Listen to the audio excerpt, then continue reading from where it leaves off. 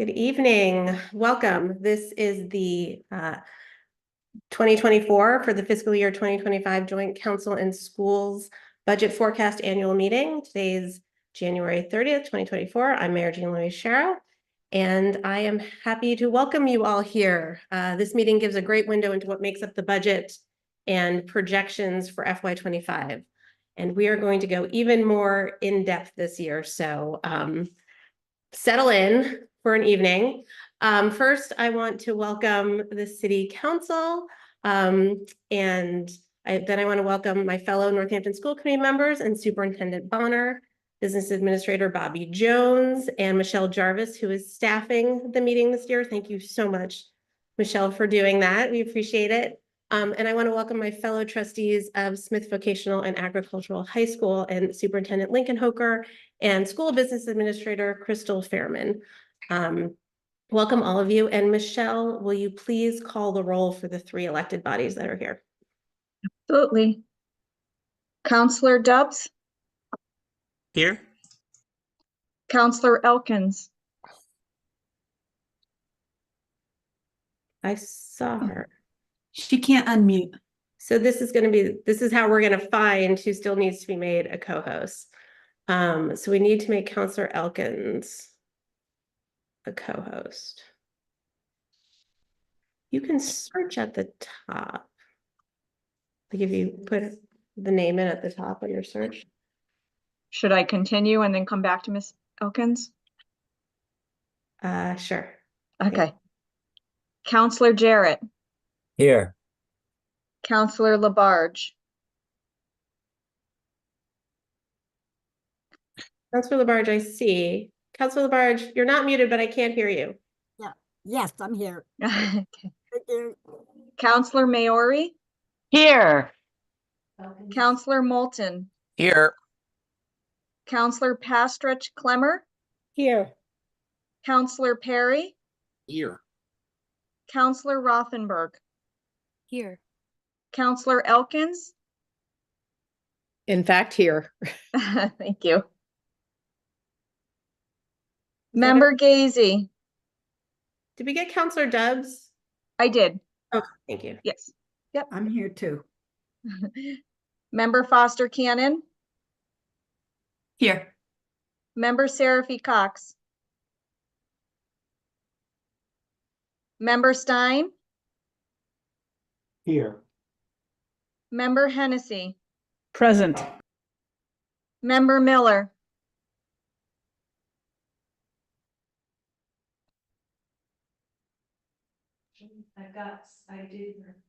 Okay.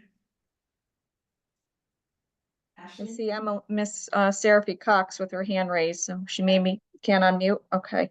Member Labonte. Here. Member Agna. Present. Member Davis. Mayor Sciarra. Trustee Kayleen. Trustee Spencer Robinson. Wait, hold on. Sorry, hold on one sec. Sorry. I'm not sure. I see Trustee Kayleen. I don't know that he can I'm going to ask him to unmute, but could you make him a co-host? Yeah. And same thing with Trustee Aquadro. And same thing with Trustee Spencer Robinson. Oh, no, it's not. It doesn't look like she is. Her hand is up, so she's at the top. Mhm. A quadro. And then did you get Seraphy Cox from before? I saw her hand raised. Yeah. Yes, I'm present. Thank you. So Trustee Aquadro raised his hand. Yep. Okay. I can't see him on mine. And Trustee Kayleen. Kayleen's here. Yep, there he is. Okay. And Okay. you get Spencer Robinson as well? Yes. Great. Okay, we're all here. Thanks, everybody. So I am going to jump in. As I said, we have a long presentation. I am not going to be able to see, there's a lot of windows here. I'm not gonna be able to see you until I stop screen sharing. So we're gonna wait till the end for questions or comments, because there's just no way I'm going to be able to see the Zoom. So I'm going to move y'all over here. And but I got a screen share from over here.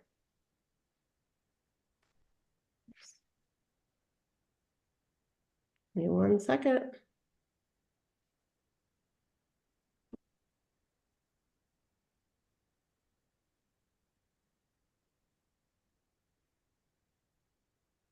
Okay. Can you all see that? Can you? Yes, I see it. Yes. Excellent, thank you.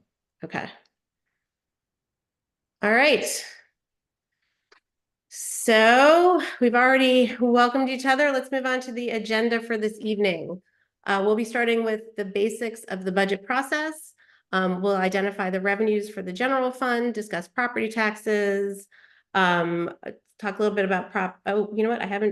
This order has changed and I didn't update this slide. So you're gonna know the agenda because we're gonna experience it together. I know, I'm sure Charlene sent it to me. I forgot to put it in. Here, don't be sorry. I'm the one who forgot to put it in. Okay, so moving on to the budget process. The city runs on a fiscal year, which is July 1st to June 30th. The budget process is governed by Mass General Law, Chapter 44, Section 31, which states that all Massachusetts municipalities are required by state law to prepare balanced annual budgets. According to the annual budget policy, section 7-2 of our Northampton City Charter, which was ratified by the voters in 2012, it includes the Charter Acts of 2021 after our charter review in 2019. Prior to the commencement of the budget process, the mayor calls a joint meeting of the city council, school committee, and trustees of the Smith Vocational and Agricultural High School and the superintendents of both school districts to review the financial condition of the city, revenue and expenditure forecasts, and other relevant information prepared by the mayor in order to develop a coordinated budget. Finance Director Nardi and I work closely with the 23 city departments, some of which contain multiple divisions, to create departmental budgets that maintain services, honor contractual collective bargaining agreements, account for mandated assessments and expenditure increases like insurance that are outside of our control, all while staying within the constraints around revenue that we will talk about in a bit. For the 2 school districts, the superintendents and the district business managers put together a budget by cost center, working with their schools and departments, which must be adopted by the school committee or trustees and submitted to the mayor 30 days before the mayor must submit a complete and balanced budget with the schools folded into it to the city council no later than 45 days before the start of the next fiscal year. The council must hold a public hearing and vote on the proposed budget within 45 days of receiving it. Moving on to revenues. We will talk about the different sources of the city's revenues and how we bring in funds to balance the expenses of the city operations and services. These are the revenues that we're going to discuss. Taxes are the largest source. Taxes make up about 70% of the city's revenue. This includes the 2 types of property taxation, real estate and personal property tax. Personal property tax is on non-real estate tangible assets. It is levied principally on businesses and is based on non-real estate tangible assets of a business. Other taxes are local excise taxes imposed on certain goods, services, and activities like motor vehicle excise and local option excise, for example, on meals, hotel, motel, short-term rental, and adult use cannabis, as well as payments in lieu of taxes, also known as pilot payments. We are going to talk about these term definitions will help us understand the next slide a little bit better. There's a list of the definitions as related to the calculations of the tax levy and to help understand the distinction between the terms. As always, this presentation will be available on the city website, northamptonma.gov, under the mayor's budget page, so you can refer back at any time to these definitions. Starting with Prop 2.5, Prop 2.5 sets the maximum limit a city may increase the property tax levy by each year to 2.5%. Now, the property tax levy is the amount the community can raise through real and personal property taxes. The levy can be any amount up to the levy limit. In Massachusetts, municipal revenues to support local spending for schools and all other public services are raised through the property tax levy, state aid, local receipts, and other sources, which we'll go over. The property tax levy is the largest source of revenue for most communities, as it is for ours. Levy limit is the maximum the levy can be in a given year based on the previous year's limit plus certain allowable increases. Now, the levy ceiling is the maximum the levy limit can be. The levy ceiling is determined by a calculation of 2.5% of the full and fair cash value of all taxable, real, and personal property in the city. Levy limit increases every fiscal year. The levy limit increases by an automatic 2.5% increase over the last year's levy limit. This is done, as I said, automatically by the Department of Revenue. Added to that automatic increase is the addition of new growth in the tax base, and any override the community has voted is added to get the levy limit. Next, new growth. New growth is the amount of increased value of new development, so that's building, construction, property divisions, that is not the result of revaluation. The city assessors must submit new growth information for approval by DOR, that's the Department of Revenue, as part of the tax rate setting process. Prop 2.5 general override is a vote by the residents of the city to permanently increase the levy limit base by the amount of the override question, which allows the city to tax more. The levy ceiling changes.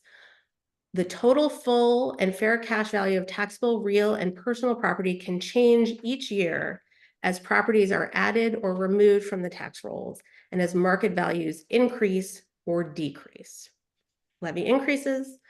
The city may tax no more than its levy limit. However, there is no restriction on the dollar increase or percentage increase in its levy from year to year. Prop 2.5 restricts increases in the levy limit, not the levy itself. The community is only permitted to tax up to its levy limit. And then excess levy capacity is the difference between the levy and the levy limit. This is the additional amount that could be taxed. Okay, moving on. I know there's a lot of definitions there, and they all have the word levy in them. Moving on to the property tax levy calculation under Prop 2.5. This slide shows the levy calculation and how it works under Prop 2.5, which is the fundamental structure Massachusetts municipalities must work in. Prop 2.5 was enacted by the state in 1980 to place constraints on the amount of property tax levy raised by a city or town and how much the levy can be increased each year. As you can see in FY21, the city added in the $2.5 million override, but did not tax against it because of the uncertainty of the pandemic at that time. So the last override was passed in March of 2020, right before the city shut down for the pandemic, and we did not tax against it in that year. The override instead was utilized in FY22, and we are currently in the third year of its use.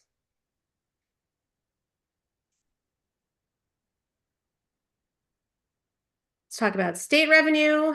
This is the next piece of revenue. It makes up about 15% of total revenue.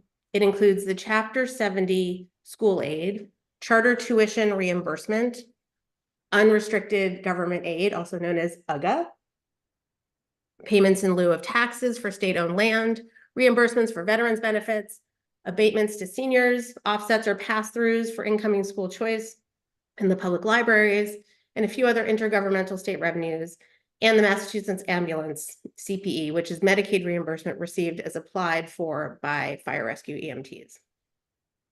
So those are state revenues. Moving on to charges for services, the third largest source of revenue. This includes parking revenues and departmental fees from programs such as the Recreation Department or services from the city clerk for dog licenses, vital records fees. This includes fees from the collector. It also includes the revenue from inspections done by the health, building, and fire departments, and the tuition for Smith Folk and Agricultural High School from sending communities, which is for the operating budget of that school. Parking revenues are used to support the operations and maintenance of the parking system. These do not go to the general fund, and they do not become part of the undesignated fund balance. So those are charges for services. Moving on to interfund operating transfers. Interfund operating transfers are 2% of revenues, and it includes the Community Preservation Act revenue and the indirects that are charged to city enterprise funds. Interfund transfers from the enterprise funds, so the enterprise funds are water, sewer, solid waste, stormwater, and flood control, are by specific percentages and include such things as covering a portion of the cost of employee health and life insurance, workers' comp, unemployment costs, Medicare, general property and liability, and a percentage of the general government department budgets that relate to those funds, like the auditors and the treasurer collectors. Little quick primer on enterprises. An enterprise fund, which is considered the best practice to maintain long-term financial stability for public works services, is a separate accounting and financial reporting mechanism for which revenues and expenditures are put into a fund with financial statements that are separate from all other governmental activities. An enterprise fund identifies the total direct and indirect costs to provide the service and the sources and amounts of revenues that support the service for which a fee is charged in exchange for the service. Direct costs generally consist of personnel services, expenses, and capital outlay, which are budgeted and accounted for in the enterprise fund. Indirect costs are expenditures budgeted and accounted for in the general fund on behalf of the enterprise fund, which are allocated to the enterprise fund for funding. The other thing that's in here are CPA funds, which are collected at 3% of tax levy of real property on the amount above $100,000. So your first $100,000 of real property is exempt from CPA. And the Community Preservation Committee, comprised of representative members of multi-member bodies of the Conservation Commission, Planning Board, Historic Commission, Parks and Rec Commission, and Housing Authority, as well as 2 at-large elected members and 2 appointed members, are responsible for holding public meetings and receiving applications and making recommendations to the City Council, who is responsible for voting on how Community Preservation Act funds are spent in the 4 CPA program areas, which are community housing, historic preservation, open space, and recreation. Moving on to licenses and permits and fines and forfeits. These, as you can see, are much smaller portions of our revenues. These include fees for liquor licenses, departmental permits from the city clerk, health department, fire department, building department, and they are about 1% of revenue. And fines and forfeits are less than 0.5% and include motor vehicle infractions and reimbursements from the RMV and parking fines. And then moving on to this teeny portion, which is federal revenue. It makes up 0.14% of our revenue. These are reimbursements for students eligible for Medicaid reimbursement for services and changes annually depending on what the student population is. So for FY24, it is 0.14%. And last is miscellaneous revenue, which altogether make up about 0.4% and include PVTA 5 college reimbursement, which is a reimbursement the city gets from PVTA for the buses operation in the city. It also includes interest on investments and shared services we provide to other communities and for which we get reimbursed, such as veteran services, regional assessments. We provide and are reimbursed for veteran services for 11 communities. In addition to our own. And we also host Laserfiche scan documents on our servers for the towns of Chesterfield, Goshen, Hadley, Southampton, Westhampton, and Williamsburg, and we are reimbursed for that. Also, our city's sealer of weights and measures provides regional services for which we collect fees, which is why whenever you're at a getting gas at a station somewhere in the area, it always has the same signature that is our sealer of weights and measures who has checked all of those things. Same thing with scales.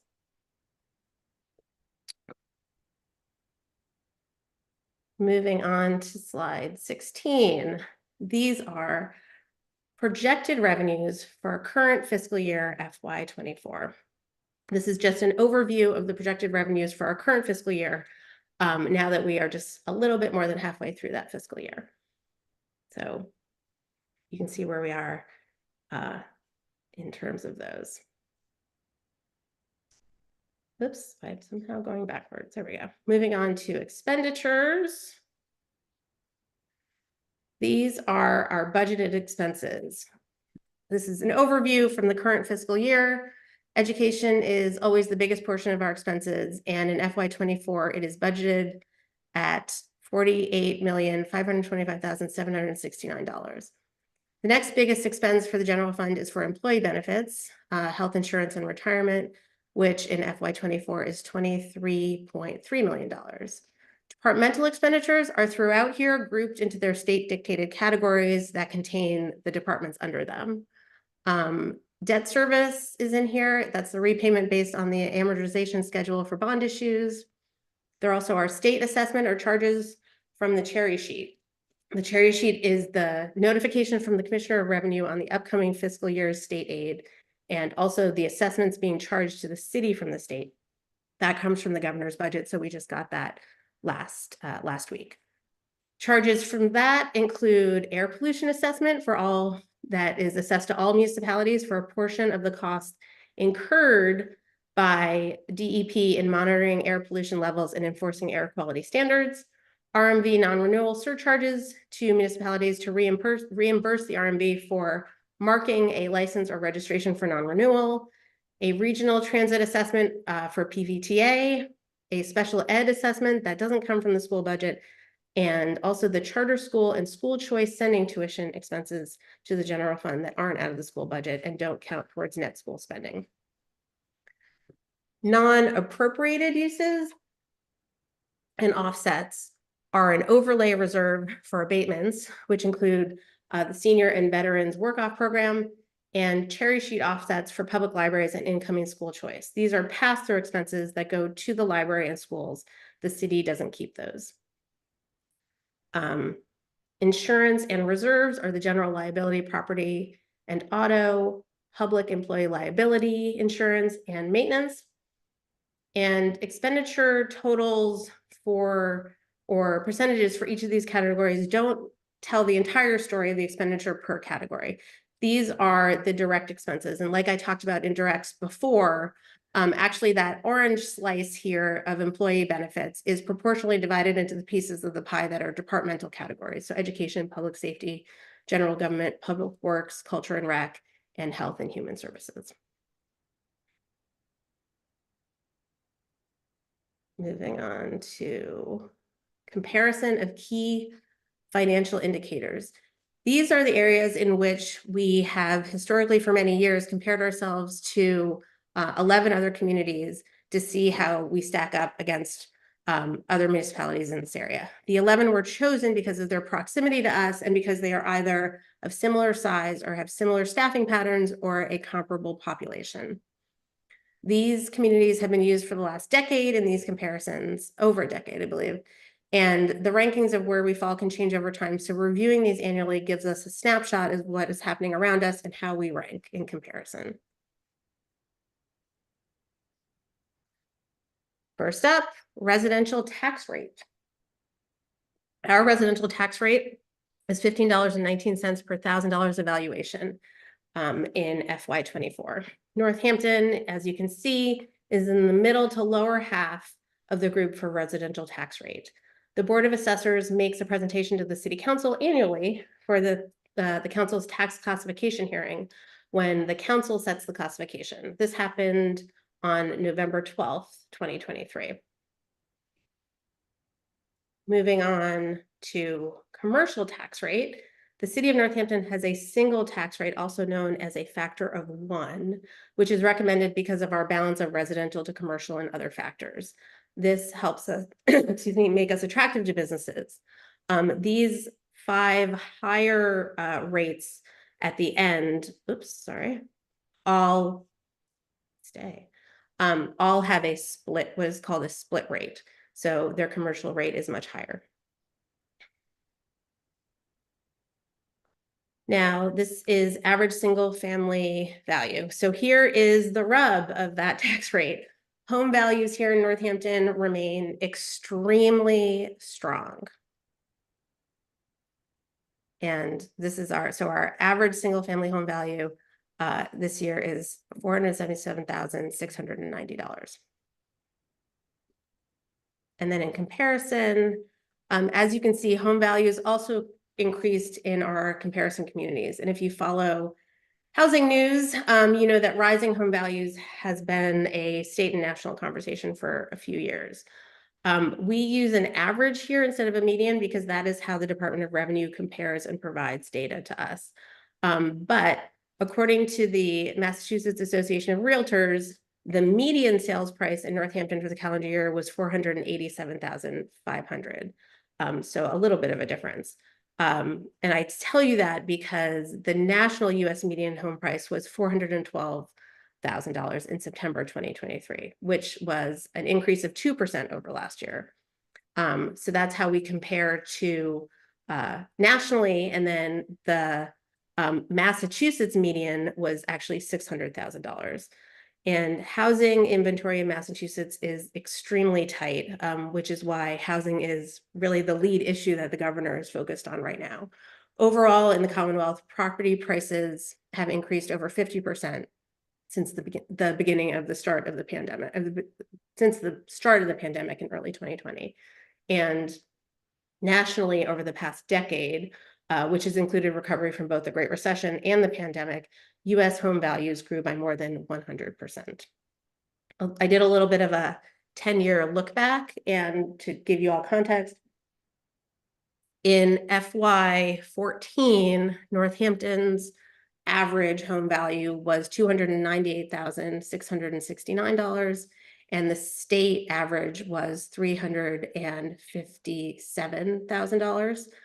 So comparing that to 10 years later, this year, FY24, where Northampton's average is rounding up $478,000, and the state is $648,000.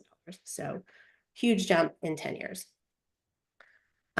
It used to be that people were very concerned about losing property value, and but as we've had a housing crisis across the country and very much here in the Commonwealth, the conversation has flipped a bit, because we've seen these prices rise so much and so fast that almost everywhere inventory is so low.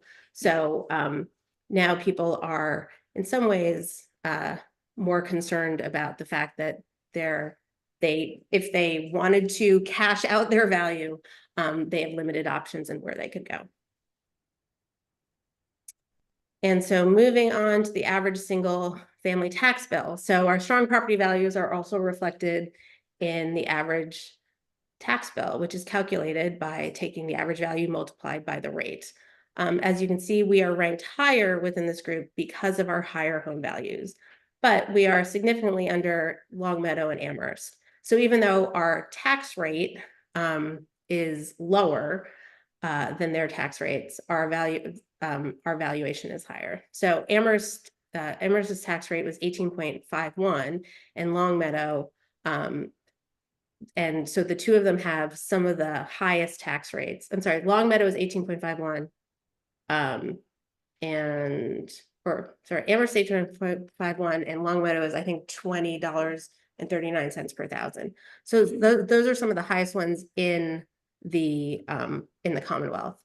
And but since we have such high values, our bill is lower than theirs, but not as low as it might be, even though our tax rate is so much lower. So one thing I want to note is that I'm very keenly aware that although our tax rate's in this mid to lower range of the area, some of our residents really feel, as I said, the effect of that high property values.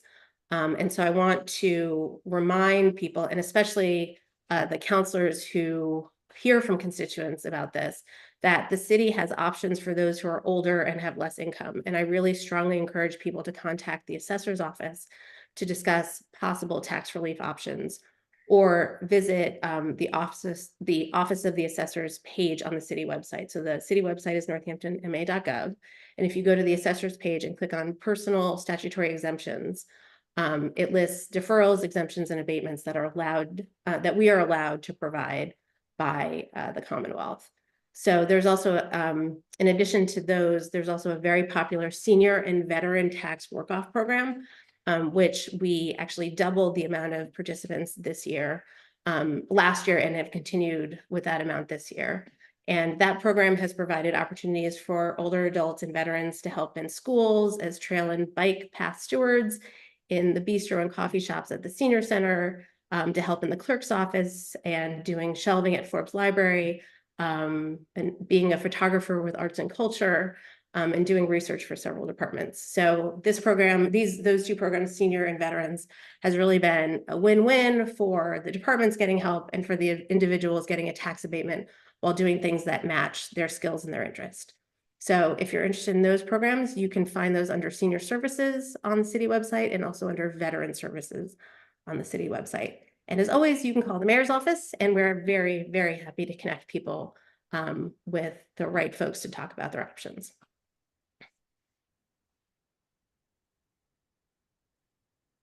Moving on to new growth. As I mentioned before, this is the value of new construction, land divisions, and building permits. FY24 new growth is from projects done between July 1, 22 and June 30th, 23. So some of the larger projects that we've had also have spanned over multiple years.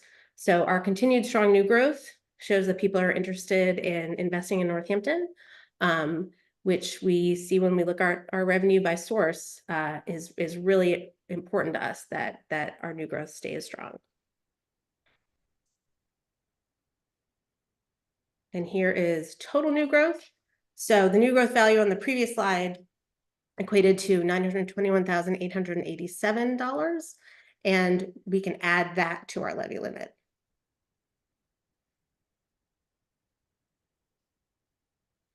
And then here is general fund revenue by source. You can see where the arrow, that's Northampton. This data from DOR shows how much of the communities, how the communities compare using our main revenue sources. So these are taxes in orange, state revenue in yellow, local receipts in green, and other revenue sources in blue. So as you can see, and we'll talk about more, Northampton, if you're looking at yellow, which is state revenue, Northampton receives less state aid at 14.53% than all of the other communities here, except for Longmeadow, which is right next to us to the left. Another important thing to note is that we have greater local receipts at 17.32%. That's the green, than all of the other communities, and significantly more than most except for Chicopee. So this means that we are succeeding in offsetting our lack of state aid with revenue from other property tax. It also means that when those local receipts are impacted from an event like the pandemic or a downturn in the economy, the city feels that impact greater than other communities who rely less on local receipts for their revenue. Okay, next we're gonna look at trends in revenue and expenditures.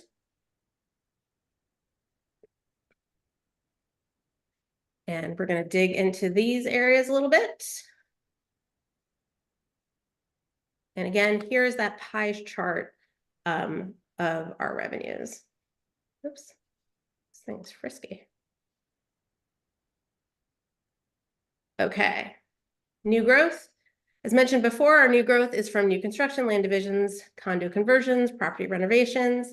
It's a reflection of investments and growth within the community, and we have been seeing generally strong growth for the past few years. Ongoing projects can't be counted twice, and there are some big projects in the pipeline that can't be tallied yet for new growth. So as you see, it fluctuates a bit, and we have to be careful not to overestimate it. This year, Aldi's was our large commercial addition to our that 300 class base. And we also had some residential real estate and personal property growth that make up this new growth for FY24.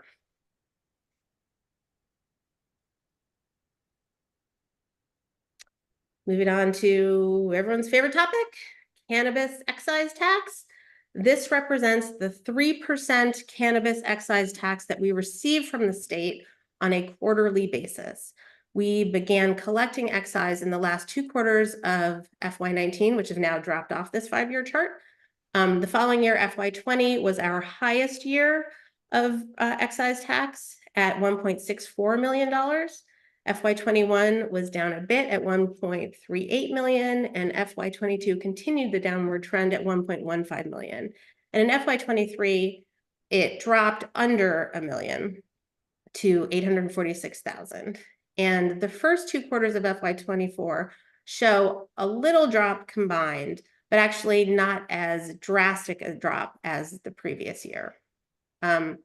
So there are many factors at play here. You know, this is still a very new market, and we don't have time to kind of go into all the possible factors. But some of them are that all of our neighboring states have begun to provide adult use sales in cannabis. There also have been closures of adult use shops, and importantly, there's been this sort of fascinating fluctuation in the pricing of cannabis, with prices really plummeting in the last 2 years. So that, of course, very much impacts the tax that we collect.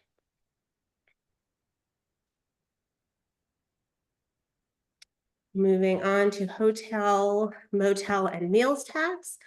Thankfully, here we have a rosy picture. You can see clearly in FY21, the effect of the pandemic when these revenues took a really significant hit. In FY22, hotel and motel rebounded entirely and exceeded pre-pandemic years. And meals taxes also rebounded well, though Omicron kept 3rd and 4th quarters from returning to 2019 levels in 22. FY23 was very strong for both hotel, motel, and meals tax, and that has continued in FY24. And I just want to take another opportunity to give kudos to my office's economic development team and the arts and culture department, and our collaboration with the Downtown Northampton Association and the Chamber and the businesses. And special thanks to the City Council for their support around the economic development efforts that we've made with increased outdoor dining and programmed entertainment and community space downtown, with Summer on Strong, and then adding in Masonic Street Live in 22, and then adding in Bands and Brewster last summer, and continuing with some of the programming that we've been doing, as well as adding additional programming. Also events like the 2nd year of the Taste of Northampton, which we brought back after an 18-year hiatus, thanks to a regional economic development grant that the mayor's office applied for. And so that is back and had its 2nd year, which is a huge success this year, and the DNA is now running with it. So all of these economic development efforts have really helped these revenues not just recover, but be stronger, which was my goal. So thanks to everyone who has helped make that happen. Now moving on to parking. Parking revenue is collected monthly directly by the city instead of through the state. So this is one area where the last 2 fiscal years, we haven't seen the rebound of pre-pandemic levels that we had hoped to see. Different reasons we could speculate, perhaps because some remote work didn't return to office space. But actually in this year, we are seeing a shift back to previous levels that I think reflects the efforts to get people coming back downtown. And we also have data that indicates that the parking changes that were implemented last year have successfully encouraged folks to park in the garage, where we have seen an increase in counts of people parking there. And parking on Main Street turns over more in the evening, both of which were main goals of those parking changes.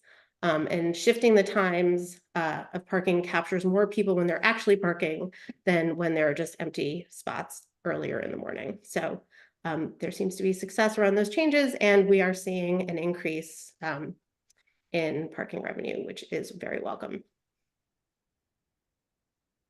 Moving on to building permits. Here we see building permits which have been recovering. And this, so you see here, what we have for FY24 are just the first two quarters of the year in building permits.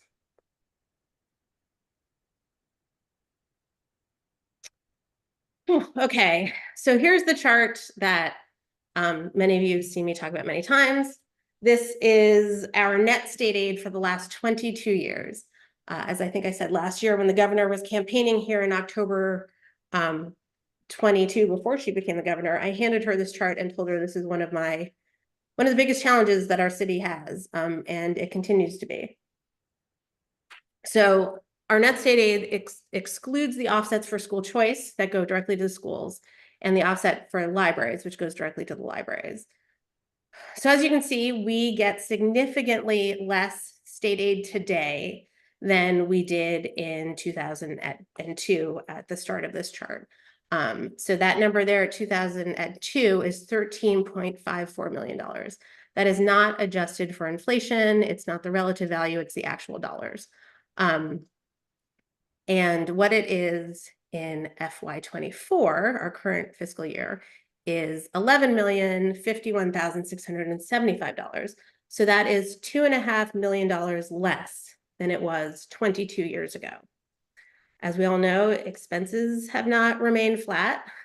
So what this means is that we get significantly less of our state tax dollars than we did 22 years ago, and less of our state tax dollars, less for our state tax dollars, because they have remained stagnant over this time. It also means that there's increasingly more pressure on local revenues as we have to make up the difference. And as we've covered, 70% of those revenues come from property tax, which are capped at 2.5% under Prop 2.5. So we have the cherry sheet from the governor's budget already. So when we get to the projections, we'll talk about what we're expecting from state aid this year.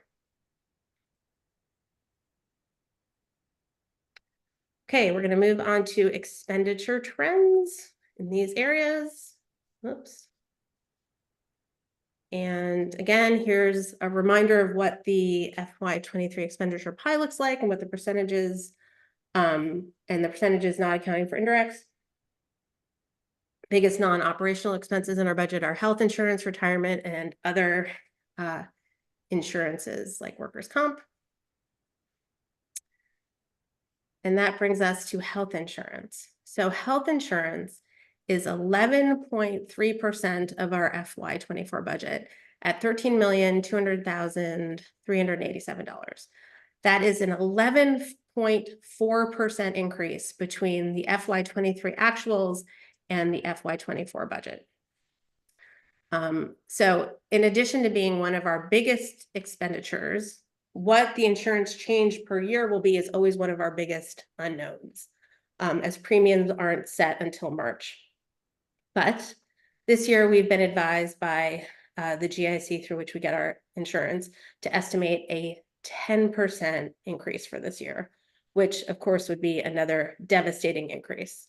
So this is where we're budgeted for FY24, and we are anticipating a 10% increase for this year and again, the current amount is $13 million.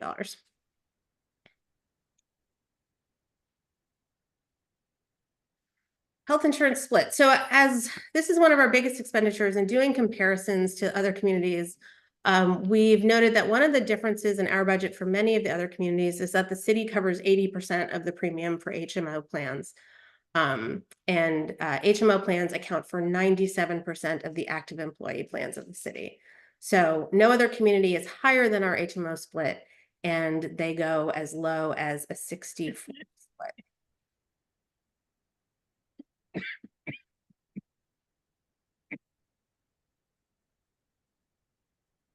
Retirement, all city of Northampton employees, excluding licensed school staff who are part of a state system, participate in the Northampton Retirement Board contributory retirement system.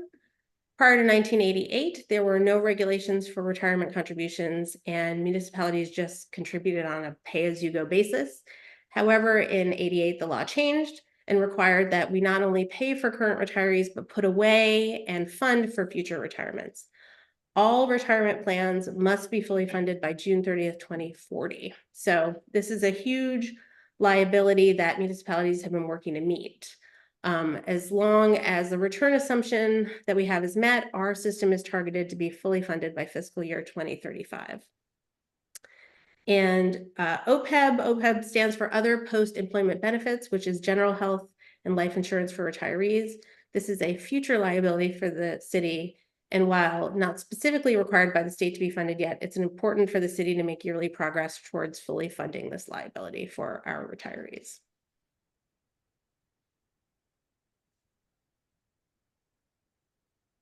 Okay, moving on to other insurances. Other insurance costs of the city are workers' comp, general liability, auto insurance, fire, and police workers' comp, and property insurance, all of which, as you can see, generally go up, probably the same in your lives too.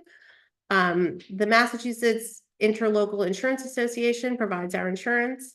Our insurance premiums can be offset by training and credits, which we try and do. And we're within a group with many other Massachusetts communities, which reduces the cost, and we get many other benefits this way, including grant funding annually for things and free training that Maya, our insurance association, provides.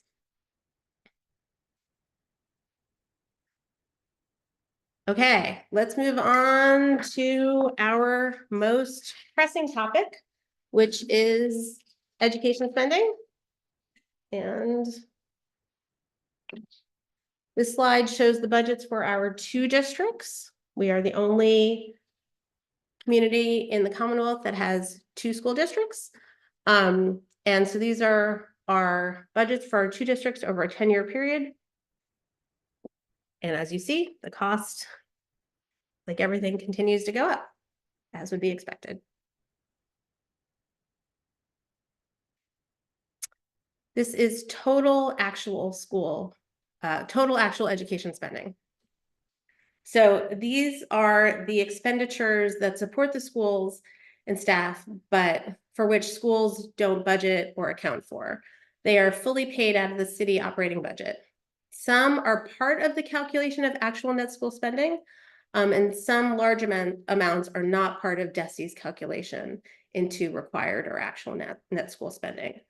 So these consist of Medicare contributions for all school employees at 1.45% of payroll, health insurance for all school employees that take the city health insurance, retirement funding for non-certified staff, such as paraprofessionals, school clerical, school custodial, and school cafeteria staff, insurance for all school buildings and vehicles, shared city services, such as human resources, central services, and information technology, all capital planning projects.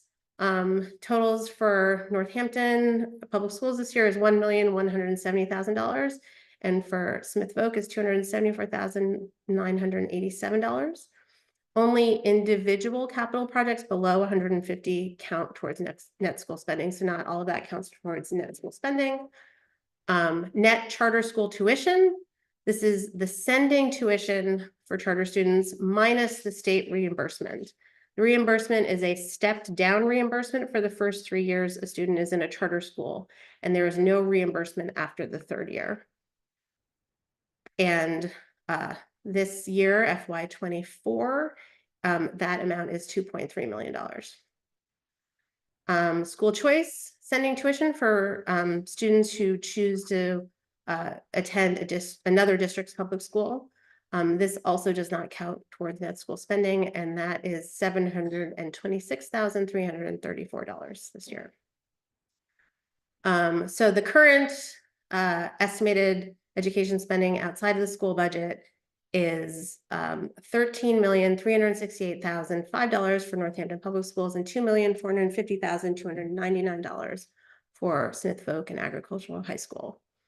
I've heard the question about as to why we break this out in this way and why we don't talk about indirects and benefits for other departments. We do talk about indirects and benefits for other departments, as we have to calculate indirects for all departments. And as benefits are our 2nd largest expenditure, we certainly do talk about them. And for schools, we have to talk about them because this is how the Department of Elementary and Secondary Education measures a district's education spending by net school spending, which includes municipal indirect spending.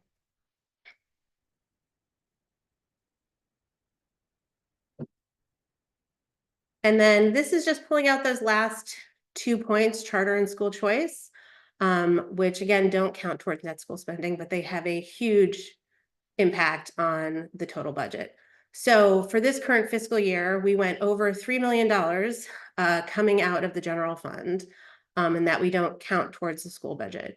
So school choice in tuition goes to the schools for their use, and we'll talk about that fund in a bit, but school choice out and charter out is not taken out of the school budget. That budget, the school budget is held harmless for those large assessments that come out of the general fund.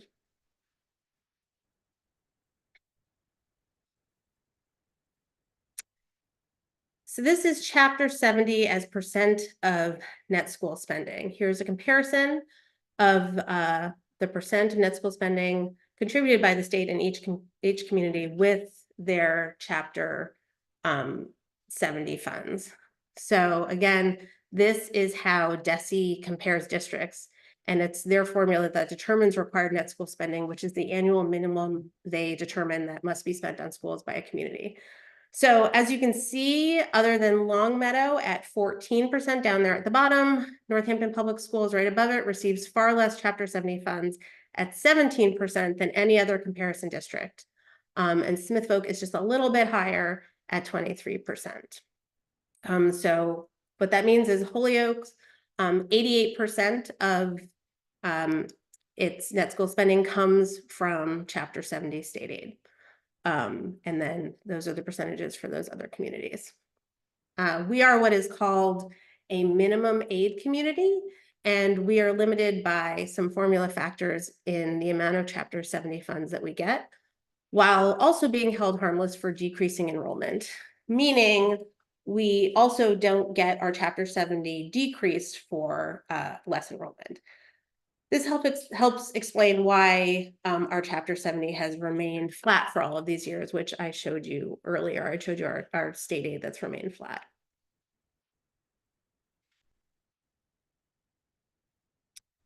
This is just a DESE slide. This is what DESE produces that shows that the city continues to support the district at a higher rate than is the required net school spending. So this deep blue line at the top is actual net school spending. That's what's actually spent on the schools. Orange down here, nice and flat, is state aid.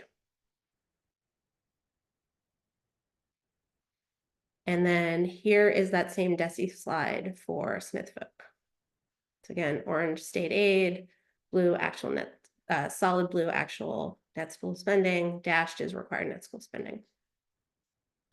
And now moving on to, so again, this is just another way to view this. Here we see that required net school spending in the orange compared to actual net school spending for MPS over this time period from FY15 on. And so each year Northampton has spent more than the big difference needed to supplement Chapter 70 to get to required net school spending. And that amount over keeps growing. In FY21, it was 8.2 million over net school spending. And in 22, it was 10.76 million.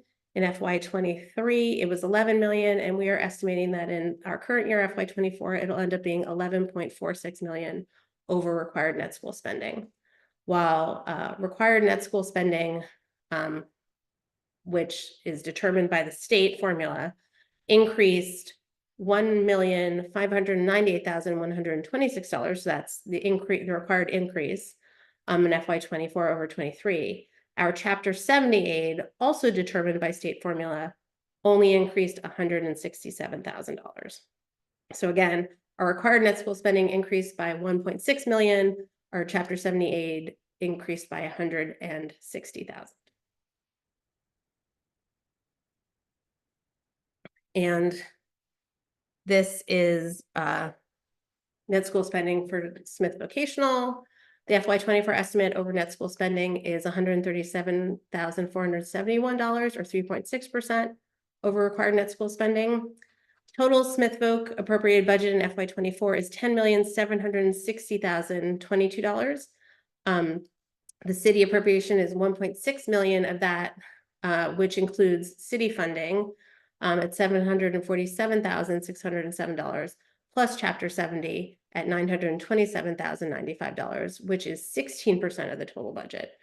The remaining budget comes from sending communities on a per student basis. Our Northampton students make up around 21% of the Smith Voc student body at 120 students of their, and their entire student body is 578 students. So therefore, our amount over net school spending tends to be much lower than the amount for the Northampton Public Schools.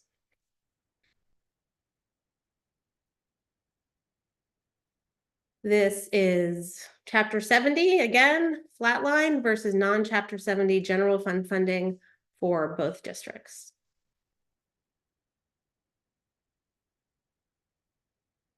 And enrollment.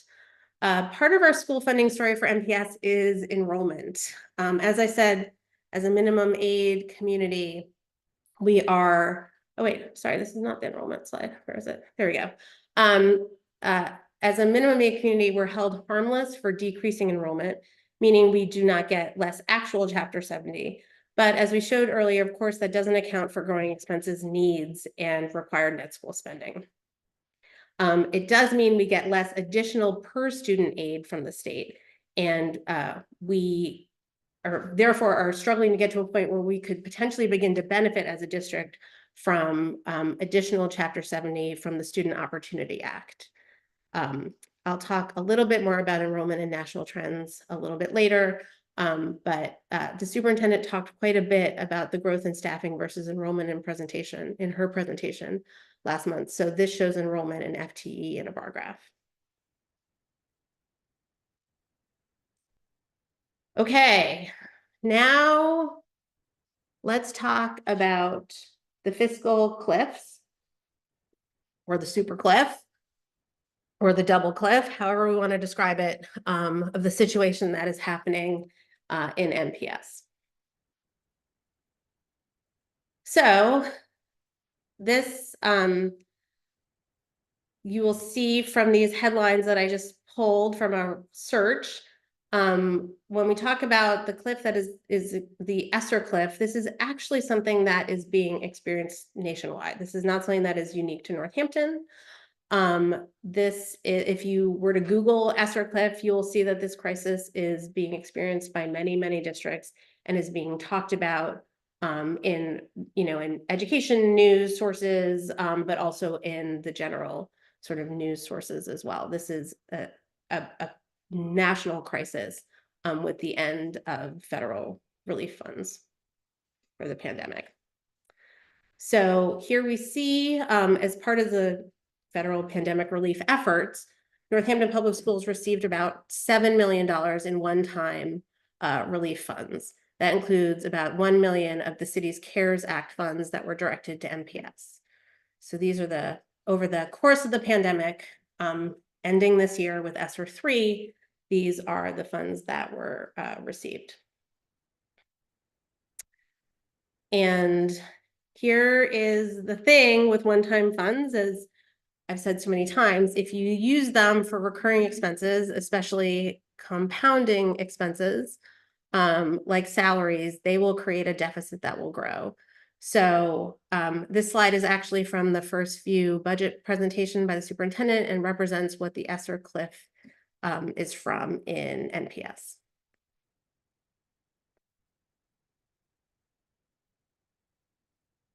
The other cliff, so again, as I said, there is a double or super cliff. So the other cliff that MPS is facing is in the use of their school choice account. So money coming in for students choicing into the district. This has been used as a reserve account for unanticipated expenses or changes that occur for years by NPS. But as then business manager Cami Lamica, who was 2.5 business managers ago, if you count the brief acting business manager that MPS had. So in 2021, then business manager Cami Lamica warned the school committee, this was March in 21, that quote, the school choice, well, this is actually a quote from the minutes, so not a direct quote from Cami, but that the school choice revolving quote, a fund used to support the operating budget will run out by fiscal year 2023 because the district spends money from the account faster than it replenishes it, end quote from those minutes. The subsequent business managers have continued to share that warning, as have the superintendents and the mayors. So here you see the deficits in this amount. The deficits in this account. And again, this is from the superintendent's first few budget. So in red here is where the school choice funds have exceeded the incoming revenue for school choice. And then here's just this showing as a bar graph of the balance of the school choice account. So that is the second fiscal cliff. Okay, let's move on to talking about reserves, which everyone wants to talk about. And first, we'll talk about the value of reserves. So reserves are different from revenues, but they are a critical part of the municipal financial picture.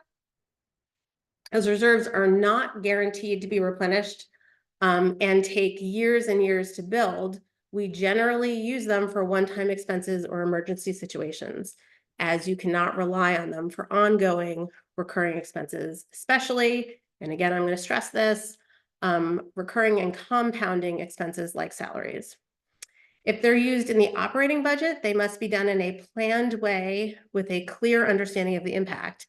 And that is actually the whole purpose of the Fiscal Stability Stabilization Fund, which I'll talk about later, and give examples that that prove how these need to be administered in a way. Or we just saw an example with school choice about how you can use a fund like this in a way that creates a deficit.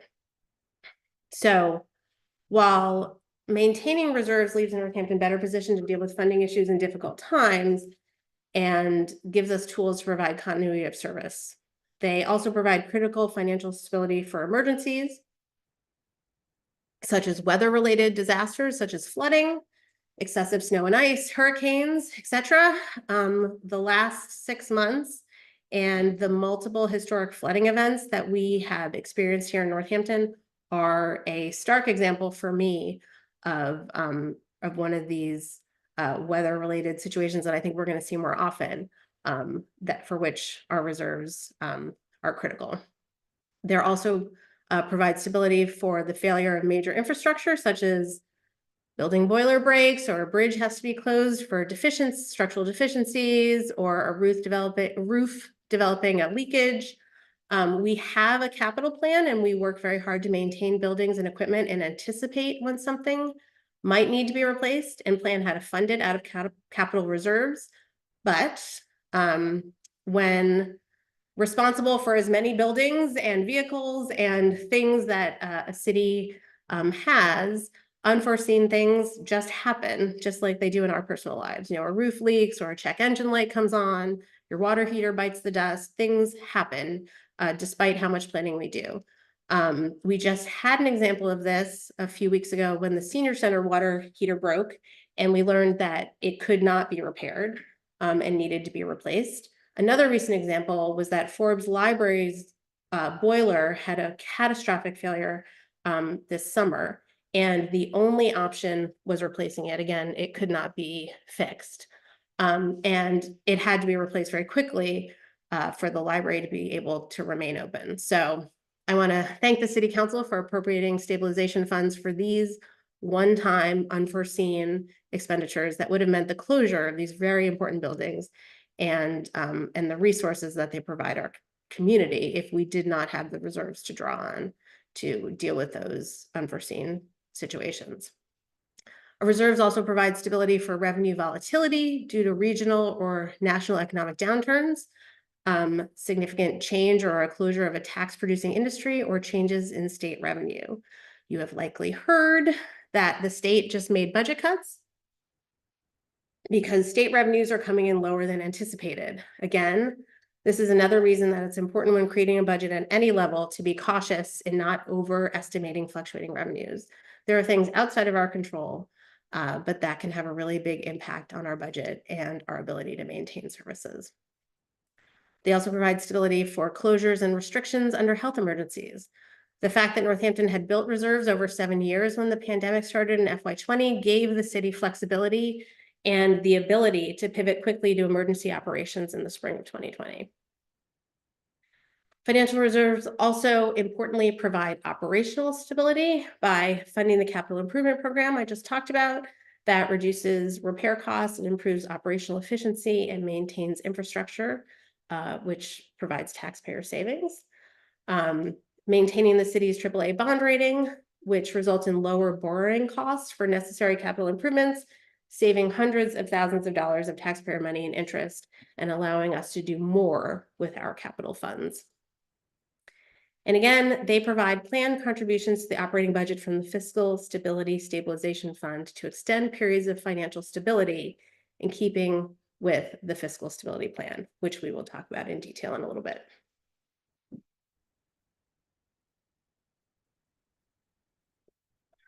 Okay, to review, I'm going to go over the different kinds of reserves that we have. I will go over, so here they are listed here. First up, undesignated fund balance, also known as free cash. This is certified each year by the State Director of Accounts in the Division of Local Services, DLS, after the books from the previous fiscal year are closed, and it's made up of any revenues that came in above projections, unused departmental budgets due to vacancies or retirements, and what was carried over from the prior year. Department of Revenue recommendation is that a municipality have an undesignated fund balance each year that is 3 to 5% of the general fund operating budget. The city, as dictated by policy and best practice, according to DLS of DOR, uses undesignated fund balances, undesignated funds once certified by DOR in 3 ways: to build reserves by putting a portion in the stabilization funds that I'll talk about more in a minute, and 2, to fund capital improvements, which are one-time larger expenditures, 3, to cover operating budget deficits if absolutely needed. But again, this must be done very thoughtfully. So the practice has been to divide undesignated funds after certification into thirds for these purposes, and the expenditure takes a majority vote of the council to do that. It should be noted that while schools benefit from these undesignated funds through capital and fiscal stability stabilization funds, they generally do not contribute to them. On the school side, these are called tailings, which we had a bit of a discussion about last year in the school committee. The schools keep their tailings and they use them to cover deficits or to save other revenue sources. The certification last year of the undesignated fund balance also included one-time ARPA loss revenue funds, which were part of the city's ARPA allocation, accounting for revenue loss during the pandemic, which have carried over to this year as those funds are allocated as ARPA eligible use in infrastructure funds for needed utility upgrades and for the Northampton High School road safety upgrades that we're doing. Okay, moving on to the actual stabilization funds. First up is the General Stabilization Fund.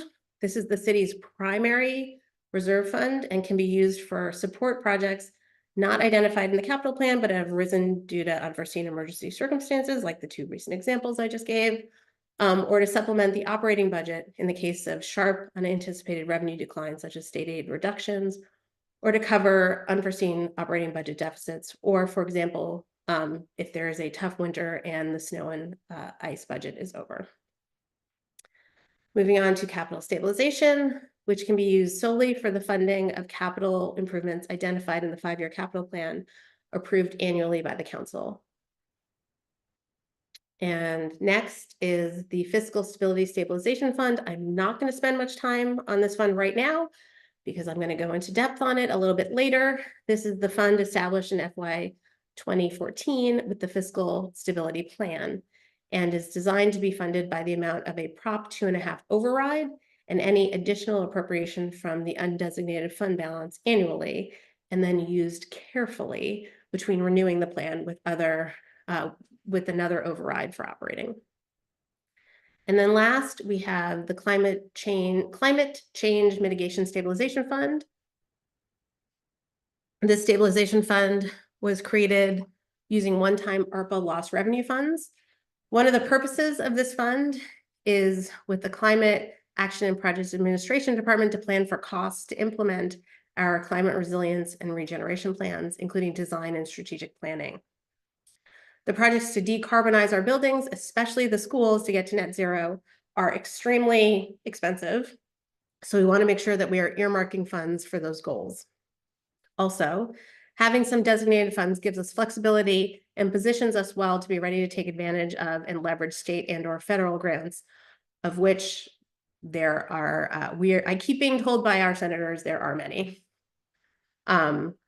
And I have to say, so this fund was created last year, and I have to say that since this fund was created, we, as I mentioned before, have had two 25-year storms with flooding in the Mill and Connecticut rivers. These have been extraordinary storms, and I am concerned that we will have more extreme weather events coming closer together in the future. Our Connecticut and Mill River flood control systems were designed and constructed by the U.S. Army Corps of Engineers between 1939 and 1941, following catastrophic flooding events in the 30s. And they and other stormwater and flood control infrastructure very much needs to be updated. While my hope for this fund is that it could grow and be used for projects to reach our decarbonization goals and climate change mitigation, I fear that it may need to also be used for current mitigation for effects of the climate crisis on our community that we are already experiencing. And these are the balances in those funds that I just outlined.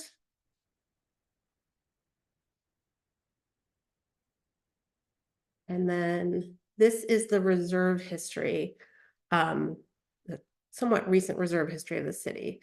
So this is an overview from 2010 to 2024.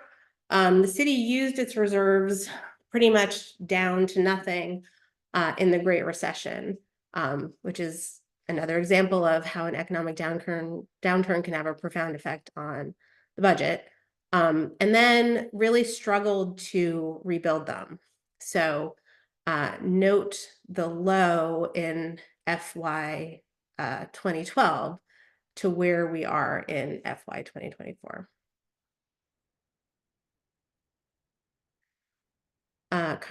So talking about how we grow the reserves. So as I said, in FY 12, the reserves were down to $249,000 in general stabilization and only $4,000 in capital stabilization.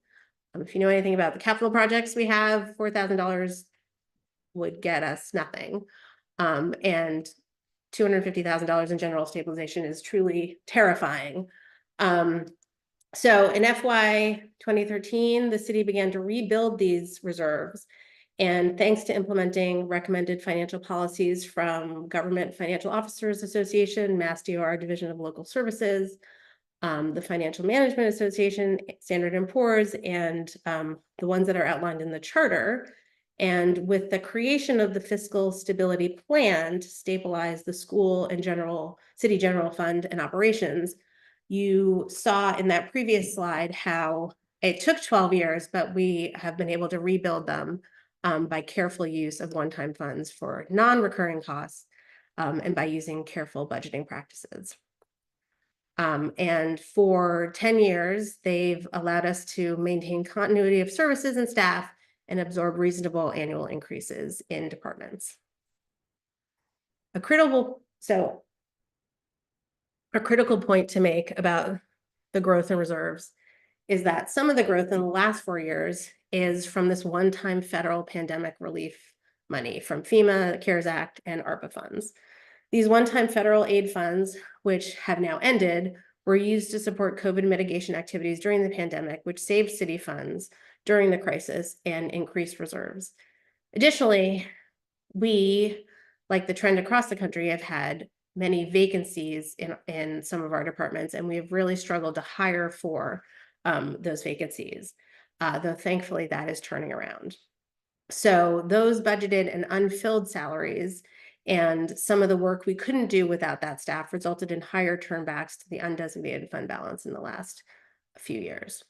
So again, I can't stress enough the consequences of the pandemic, and that barring another global catastrophic event, we will not see this kind of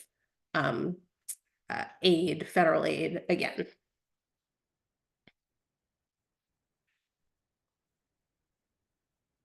Moving on to the bond rating, the city has a AAA bond rating from Standard & Poor's, which is the highest possible bond rating. Our bond rating is based on the financial stability of the city, the economy of the city, our financial policies and our adherence to them, and our management practices. As you can see from the excerpts from our most recent September 2023 bond rating report, Standard & Poor's said, quote, the town's financial, it's not a town, we're a city, big pet peeve, but this is what they wrote.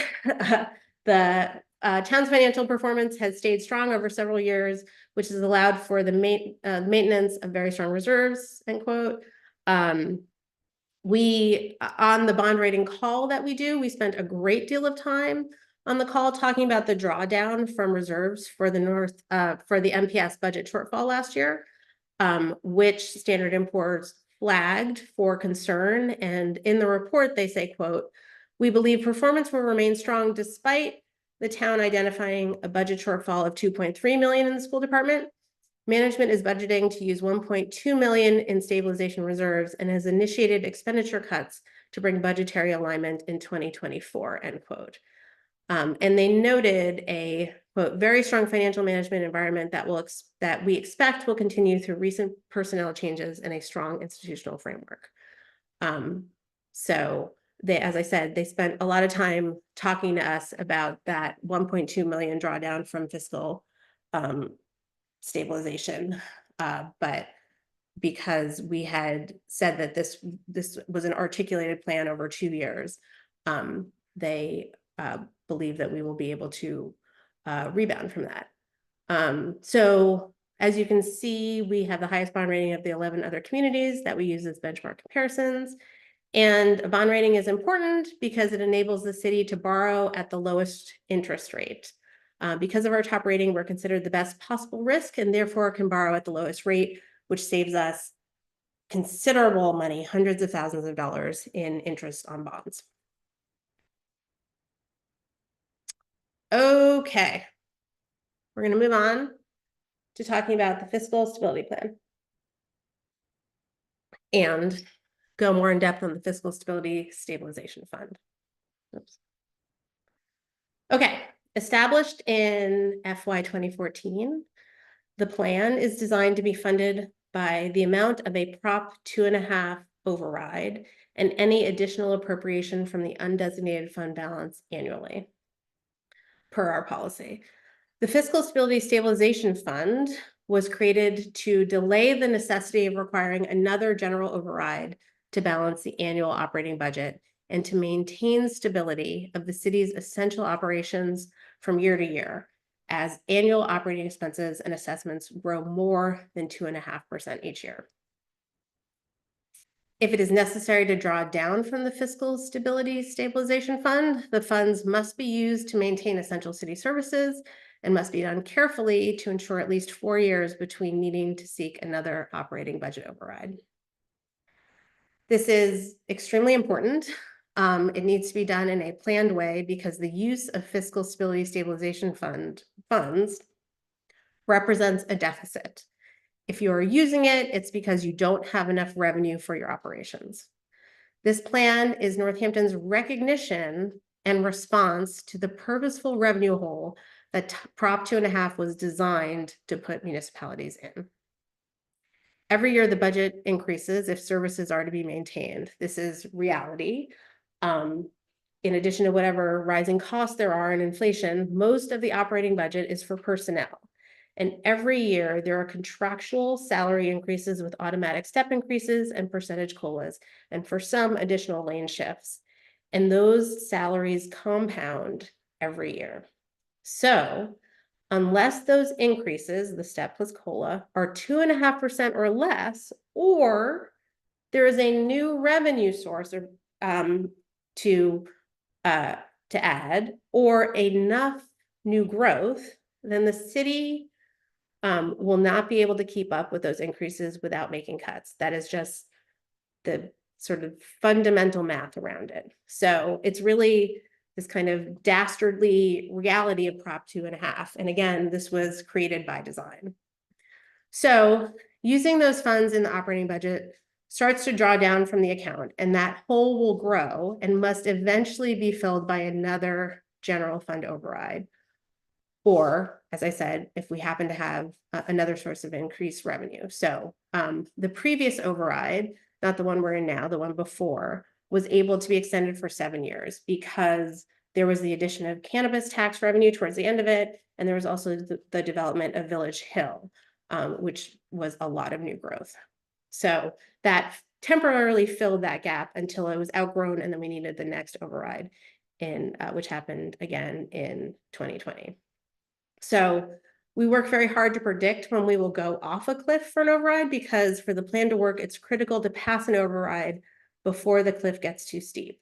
Otherwise, the amount passed for an override will not be able to fill the gap and provide for at least another 4 years between overrides. Or the amount that you would need to pass the override for would be too large an amount to be feasible. So again, the use of this fund must be done carefully and in a planned way, which is how it's designed to be used to stabilize and allow sustainable and consistent increases annually to maintain services and avoid the roller coaster of cuts and then replacements that had previously been before the implementation of the fiscal stability plan. Here is a history of the contributions and uses of the fiscal stability plan since its inception in 2014, where you see there at the start of the graph. With the passage of that override, some funds were used to make up the FY14 shortfall, and the fiscal stability stabilization fund was created and funded with the remaining $774,000. As you can see, since the creation in FY14, we've only used funds from the plan in FY19, 20,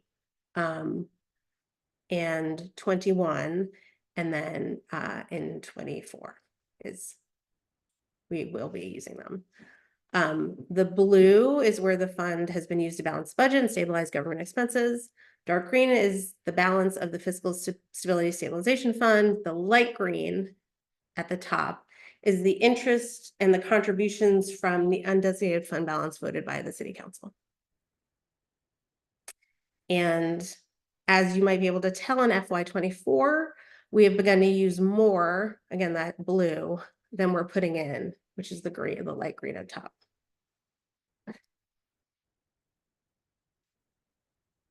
Okay. I would say the greatest benefit of the fiscal stability plan is shown here on this slide, and I have to thank the superintendent for it from her presentation, because this is from her first few budget. As I hope you can see, the plan began in FY 2014, so that's where it turns green. And since then, it has provided at least a 3% increase for NPS. Prior to that, as I sort of characterized it before, you can see it was a roller coaster that left the district unable to maintain stability or to plan, with percentages going down to 0 or 0.05% increase, sometimes rocketing up to 7.17 here, kind of jumping all around. The last 2 years on this plan, so FY23 and 24, in these years, I prioritized a 4% increase off the top of the general fund budget for the schools. And then I ended up incorporating into the final budget what was a 5.07% increase in FY23 and a 7.41% increase in this fiscal year 24 and the last, this current year, being the largest percent increase in 20 years to the Northampton Public Schools. And these last two, 23, 24, being the largest back-to-back increases in 20 years.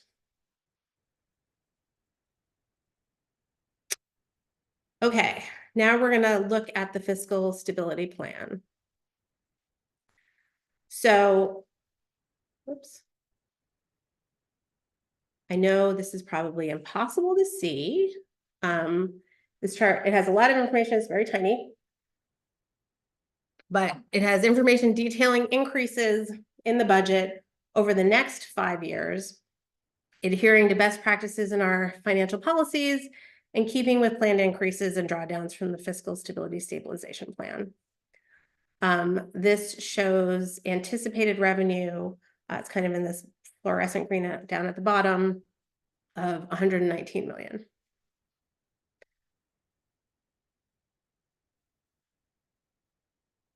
And then here we have it showing for expenditures. So this shows anticipated expenditures. This is allowing for a 4% increase for the schools in FY25. You see that continuing, you can see it, for the next 4 years after that. And again, this is the fiscal stability plan was created for the city to maintain stability and allow us to have planned increases for department and schools. So this shows 5 years of budgets incorporating increases, allowing us to prepare for when another override will be needed. And we update this plan every year. This year's chart shows pulling city departments back to 2.5% increases, which is less than expenses grow, but leaving schools at a 4% increase for this year and the next 4 years. While beginning the budget process for the last 2 years and this year, again, I prioritize allocating to the schools a 4% increase. And then I make the rest of the budget work around that guaranteed increase. So this is making everything else work, the rest of the departments work around a 4% increase for the schools. With a planned 4% increase this year. So if you see this is yellow is FY25. The city shows down at the bottom, if you can see it, a $700,000 deficit, which the city plans to utilize the fiscal stability stabilization fund to cover, and would plan the next override to be for FY26 or 27. That is the commitment that was made to the voters, that the city would have at least 4 years between override votes. In FY25, we will be in the 4th year of the current override. We're currently in the 3rd year. So this would allow the city to have an override for FY26 of $2.5 million, like the previous 2 overrides have been, and it would last for 3 to 4 years. A $3 million override next year in FY26 should allow to last for a full 4 years. Okay, so these next 2 sets of models I'm showing to illustrate the impact on the city budget. I am not endorsing these. I do not believe this is sustainable for the city and the voters of Northampton. And I very strongly recommend that the school committee look to support the administration in bringing the budget back in line with the fiscal stability plan. These will be modeling the budget as presented by Dr. Bonner on December 14th in the first few budget presentation, these next ones. And this is going to be,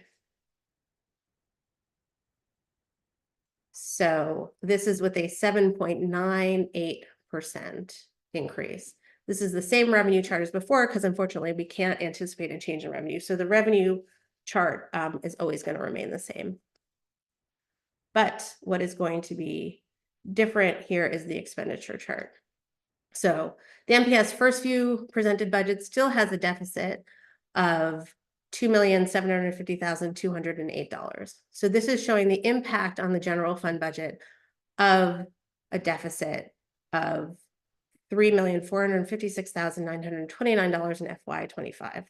without an override, the deficit the following year is 4.6 million, FY 26, 5.7 million, 27 is 7.8 million, and then in FY 29, it goes to 9.8 million.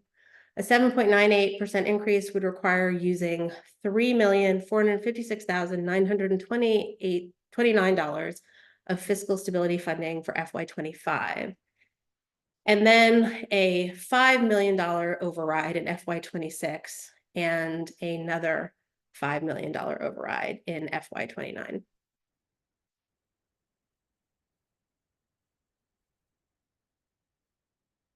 And again, this is not a recommendation. This is just showing what people have suggested.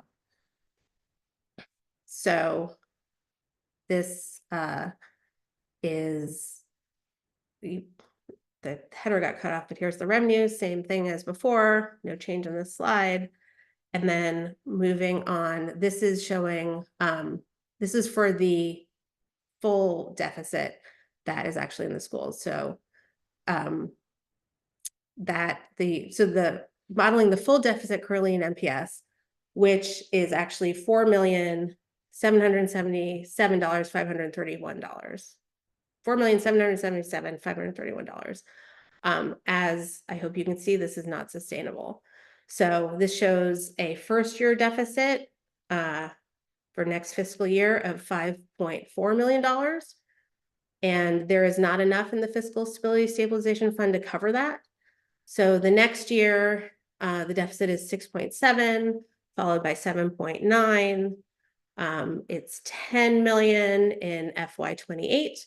And then in FY 29, the general fund deficit would be $12.1 million. This would require successfully passing an override this year for next year of $6 million, which could last until FY 29. And then the city would have to have another override of at least $6 million. So all of these override scenarios assume that we are still adding to the fiscal stabilization funds with the undesignated funds, which cover the deficit in the years between overrides. So if we were not able to add to those from the undesignated fund balance, then they would have to be sooner or larger overrides.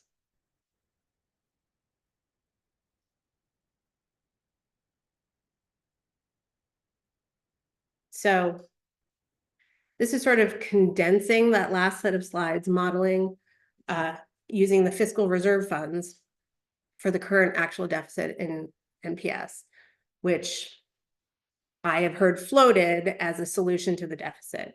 So even if you're not at all concerned about the importance of the reserves, as I've heard some people say, then the concern should be in the resulting overall deficit in the general fund. So looking at these numbers, I know that this is a lot to absorb. If you remember one thing, and it's kind of more of a concept that I need to impart, it's about reserves. Yes, they are important. And as I hope I've shown, they've taken years to build. And in the not so distant past, we've needed to draw from them because of an economic crisis. And again, the state is indicating their revenues are falling. So that signals to us that next year we could see a drop in state aid. Hopefully it would not be a giant crisis, but really the main thing that you need to understand is that using reserves is not going to solve a budget deficit. Their use as one-time funds will only make a deficit bigger the next year. We are currently living an example of this with the school budget. 2 years ago, to afford an increase to the school budget with the hope that the Fair Share Amendment would pass and inject significant state funds into the MPS budget, which I said at the time I feared was a big risk. And after I had added an additional $109,000 out of remaining city funds to the MPS budget, an additional $250,000 was added to the budget by the school committee. I said then, at the moment, and then in the budget message, that there was not an identified recurring revenue for this addition, and I raised a red flag that it could become a deficit. Then last year we saw that with the compounding expenses, the deficit, it did become a deficit, it had grown, and the deficit had grown to $2.4 million. As I stated in the press release that I put out in April with NACE's president, I asked the city council to appropriate $1.2 million from fiscal stability as one-time funds to soften the needed cuts to get the school budget out of deficit over 2 years. This being that second year. As we can see, that deficit, while getting a 4% increase, has grown to $4.7 million. So when you use one-time funds or overspend an account, especially a fluctuating one like school choice, you will create a bigger deficit. This is not theory, it's what we're living right now. The whole will grow, and you'll reach a point where there won't be one-time funds to fill it. Now, like the Fiscal Stability Stabilization Fund, you can use them in a planned way to fill a gap that's smaller than they are for a time, but that fund too will empty when used more than it is bringing in. And unless it is replenished by an override for more than the deficit amount, you will have the same problem again very quickly. Okay, so moving on, whoops, from that, going backwards. Let's go on to the projections that we know we can do for FY25. As highlighted in the earlier slides, these are the top 3 revenue sources that we need to project to create the budget. We can't begin to create a budget unless we have an idea of what our revenue is. So, whoops, how do I go back? Hold on. There we go. Real and personal property estimate with a 2.5% automatic increase and an estimate on new growth at $875,000. We know that we can raise an additional $2,749,734. So that is what we anticipate we can raise for FY25.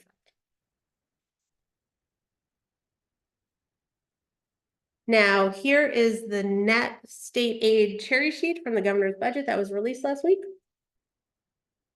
The top sections are the revenues we see from the state, and then the bottom section are the assessments that we owe to the state.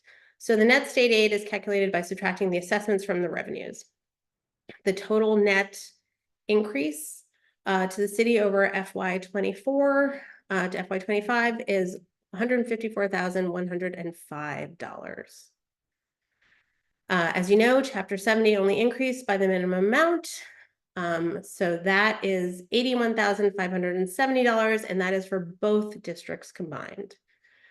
Charter school tuition reimbursement is decreased, so that we are getting less of a reimbursement of $128,000 less. UGA, again, unrestricted general government aid, is up 3%, which is the same that it was up last year. And so generally overall, we're seeing some decreases in assessments, and the increases that we're seeing in those are an increase in air pollution assessment by a little bit, regional transit and charter school sending tuition has increased. So our reimbursement for sending tuition has decreased, and the charter school sending tuition has increased.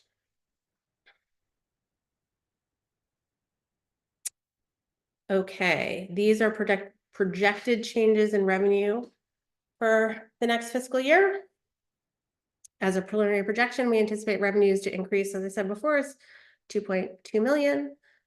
We are predicting some increases in our local receipts, such as motor vehicle, hotel, motel meals, and parking receipts, to name a few of them.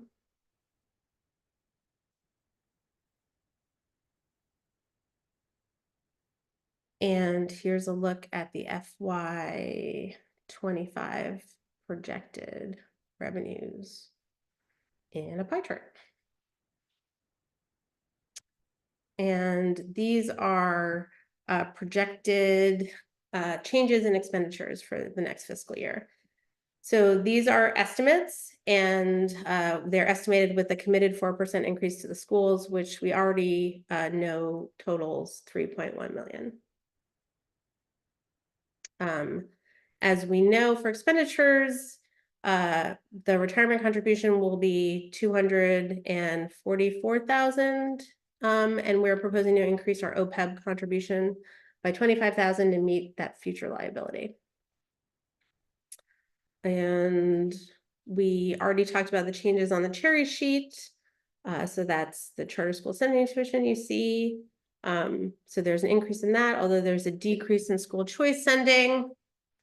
And as I mentioned a while ago, we have been told to estimate a 10% increase to health insurance and about a 5% increase for other insurances. So you see that increase there. So this already leaves a deficit of $706,721 for the rest of the budget, including the negotiated contractual obligations that we have. So this was, if you think back to the fiscal stability plan, if you could see that chart, this is the deficit that we showed there with a 4% increase. Okay, so kind of a recap, what does this sort of generally mean? It means Northampton will continue to maintain a competitive residential and commercial tax rate compared with neighboring communities. Single-family home values will remain strong as the city continues to maintain our high-quality municipal services, schools, public safety, public works, public health. New growth will continue to provide additional levy capacity, as is estimated at $875,000 for the next fiscal year.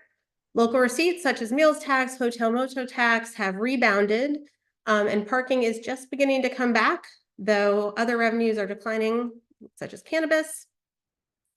The city and schools need to work together to provide funding for educating students well and equitably today and into the future. And emergency service calls, one thing we didn't kind of go into is that emergency service calls have continued to rise. And are hitting new high levels annually. So there's more, there's need there in those departments. Hiring trends are beginning to reverse. As I talked about, we had a hard time, like many did in the Great Resignation, to hire for some positions, but that's starting to change. But overtime for necessary services and emergencies continues to create budgetary pressure. Inflation and high energy costs continue to have an impact on departmental budgets. Health insurance costs continue to rise at a rate higher than revenue, again, estimated at 10% this year. And the city needs to continue to be conservative and careful in its budgeting and management practices to maintain financial stability. And this is the budget calendar for the year. So again, I had asked the superintendent, the brand new superintendent, to start this budget process earlier than we had in the past. And so the first view budget normally would come after this presentation. It actually happened on December 14th, and we've seen a bunch of slides from that. January 30th is today. We are doing our joint meeting. February 29th is when I will submit the 5-year capital improvement program to the city council. April 16th is the deadline. Oops, hold on. Is the deadline for Northampton Public Schools and Smith Vocational and Agricultural High School to submit their adopted budgets to the mayor. May 16th, the mayor must submit the proposed City of Northampton FY25 budget to the city council. And then the deadline for the city council to hold a public hearing and vote on the proposed FY25 budget is June 30th of this year. So that is the remainder of the budget calendar for this year. And thank you. If y'all are still with me, I am going to stop sharing my screen if I can figure out where it is. There we go. Okay. And I don't know, y'all are in some kind of slideshow PowerPoint stupor or not, but. Okay, I think I can see you all now. Okay, welcome back. Thank you all for paying attention to that very long presentation. And I'm happy to field some questions. Okay, whoops. Member Stein. Thanks so much for the presentation. I appreciate all the work you put into it, and really trying to spell out sort of various scenarios. I have a question, but I just had a few sort of observations about what was presented. You know, one of the things that really struck me watching the presentation of the comparison districts, the other 11 cities and towns, was it was clear from most of the metrics that it was the wealthiest cities were Northampton, Longmeadow, and Amherst.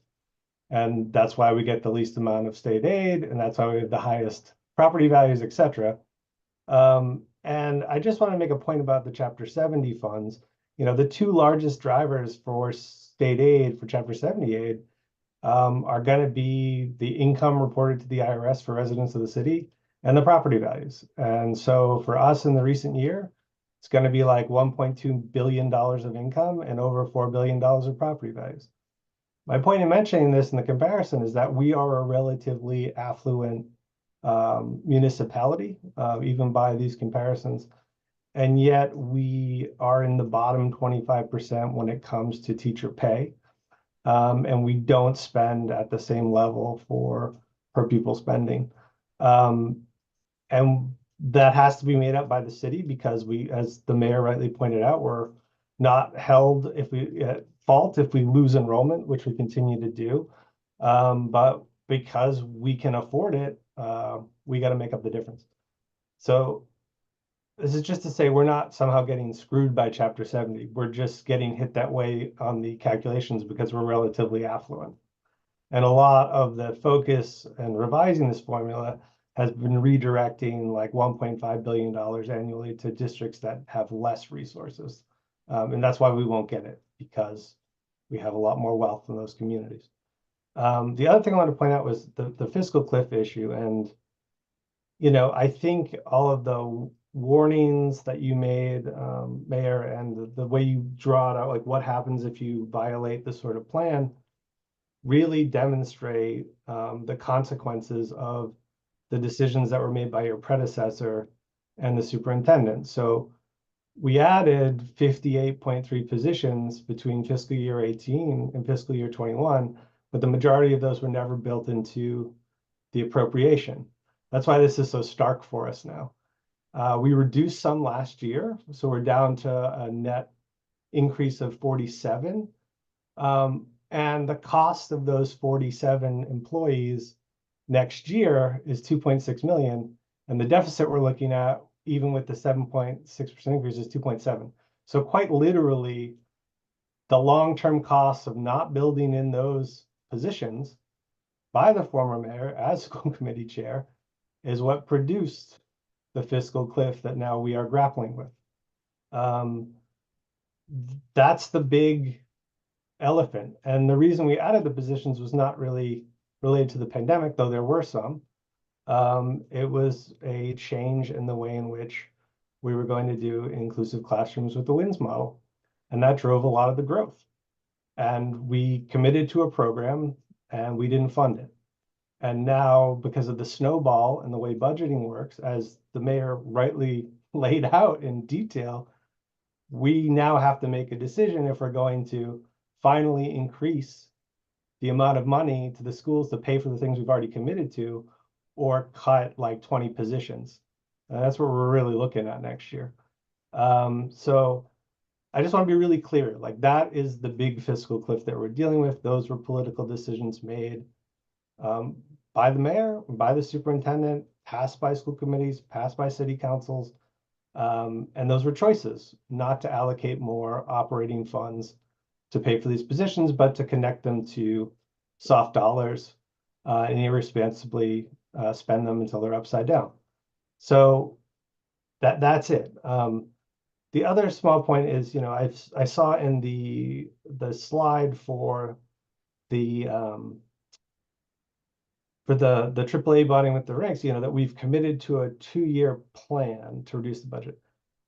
As a school committee, we did not vote to right size this in 2 years when we passed the budget last year. I don't know that the city council did. I know that the mayor has committed to that plan. But that's not a plan that has been voted on, to my knowledge, by any of the elected bodies overseeing the schools or the city finances.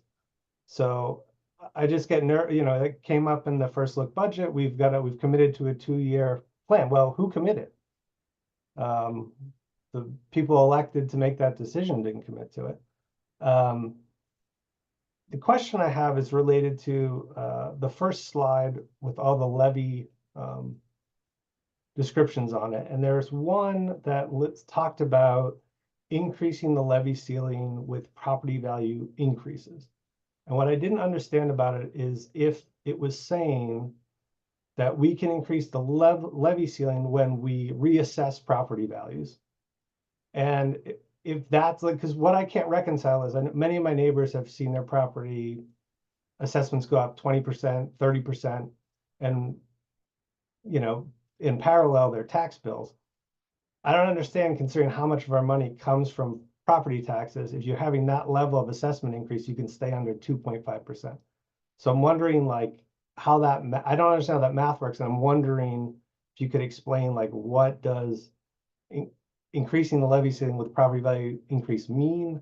And if that has to stay under 2.5%, or if you reassess, it can go higher. Anything you could shed light on that would be awesome. Thank you. Sure, thank you. I know that you'd asked this question of Director Nardi also, so I'm gonna throw that to her to answer it. Good evening. Sorry. So yeah, so it is complicated. So the levy ceiling can be increased, but that doesn't affect our levy limit. So our levy limit can only grow by the 2.5% and the new growth. So yes, if the values and everything increase are by the fair cash value, that can increase by 2.5%, which is a larger amount, but our levy limit, we're still bound by the levy limit. So they're two different definitions. And we talked about this, Member Stein, by email before, and it's difficult to explain. The best thing I can tell you is for your own individual, I recommend people go to the assessor's office, but as far as the levy limit, that grows by 2.5%. And then the new growth and any override, and then that gets split over the property values that are identified, and the values may change. So people's individual bills may go up greater than the 2.5%, depending on their values. But other than what I've already explained, I don't have a really good way to tell you why the ceiling can grow. It grows significantly, 2.5%, because the property values have gone up, but our levy limit is still at the 2.5%. Gotcha. Just one follow-up question, if I understand you correctly, and I know this is really hard. I appreciate what you sent me to. I read through, and but I guess what I'm wondering is it the case that the blend of tax increases and the increase of valuation stays at 2.5% or below in order to stay under the levy limit? Because this is actual taxes levied. These are bills people are getting, right? That's not just in it, so is it just the case that I might know people that went up 20 or 30%, but across the whole city, the blend in increases doesn't rise more than 2.5%? Plus the new. Plus the new growth. Okay. Right. Awesome. So, yes. So the people that you may be talking to, their bill went up significantly. Some people's bill went down. Some properties may not be on the roll anymore. So yes, the people you're talking to where their bills went up could have gone up considerably. Thank you so much. And I appreciate that. Now I get it. Thank you.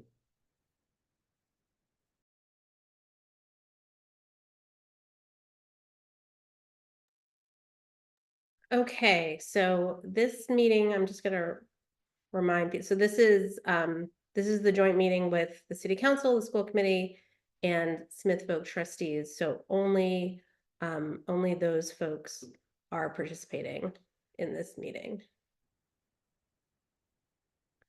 Okay, Counselor Rothenberg. Hey there.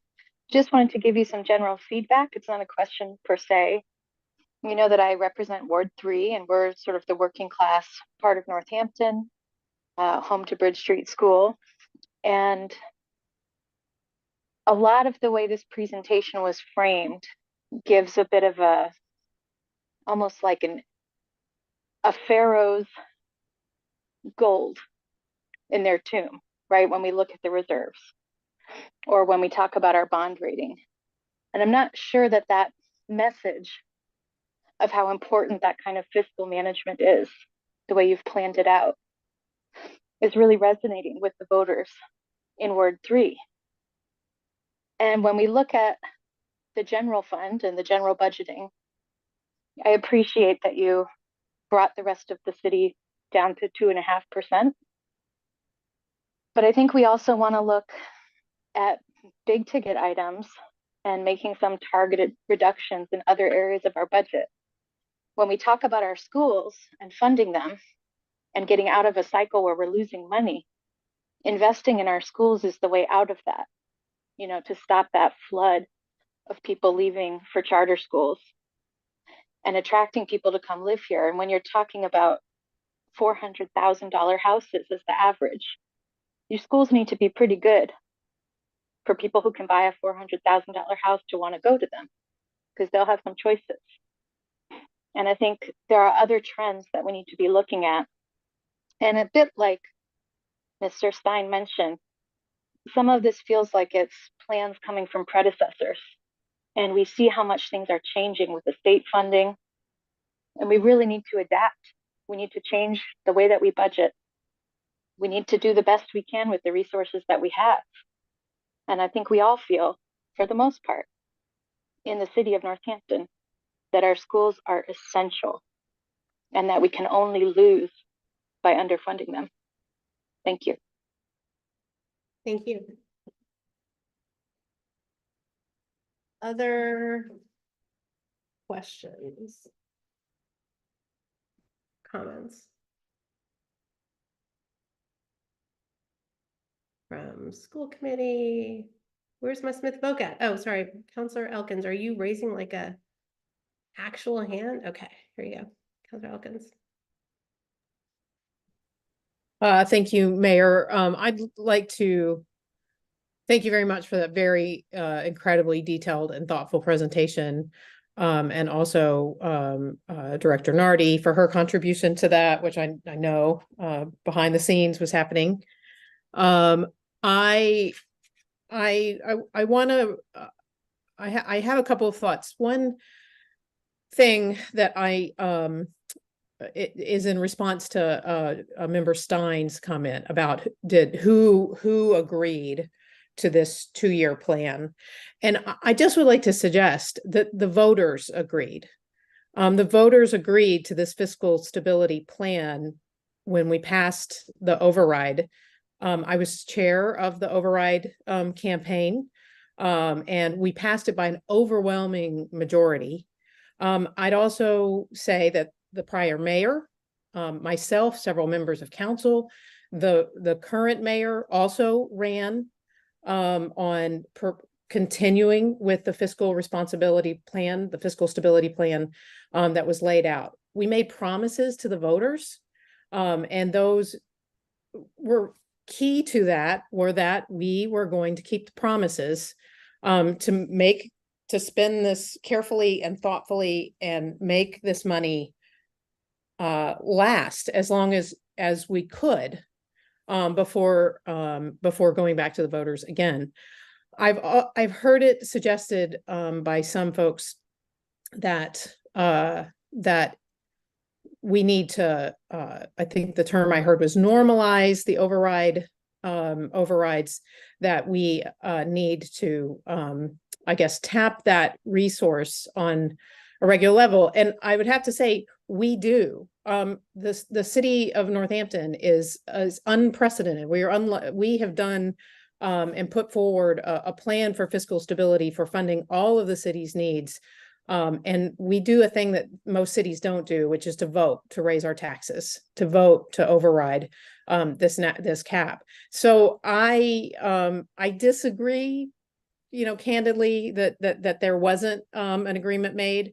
I think it was part of the democratic process that we said this is our long-term plan. So I commend I commend the mayor, I commend the mayor's office. I also commend previous school committees who have made hard choices, and councils who've made hard choices. And the fact of the matter is we're in the position we're in. We are not going to create more state funding. We're not going to reverse the charter school deficit overnight.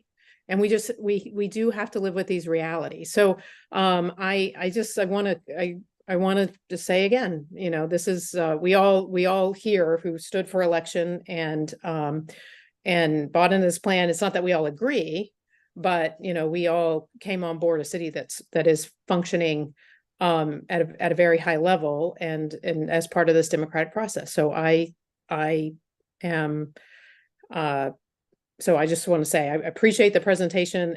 It's a lot to wrap your head around. I have learned something every year that I have heard this and studied the slides and the presentation, and I really I commend every elected member here and this whole city for doing the things that we need to do to make the hard choices. None of us like sometimes the things that we have to do, but this is what we're gathered here to do, and what we said we would do for voters is to think about and think about the hard things. So that's my thought, and my thought about who agreed to this. Thank you. Member Seraphy Cox. Yes, thank you. This isn't why I raised my hand, but Council Member Elkins, I hear you about that, and I think that maybe Member Stein was talking about a different agreement, was talking about the 2-year get back on track idea for the school budget. So just a different, obviously it's all connected, but the broader agreement about the fiscal stability idea more generally. I hear you on that. So just a distinction there.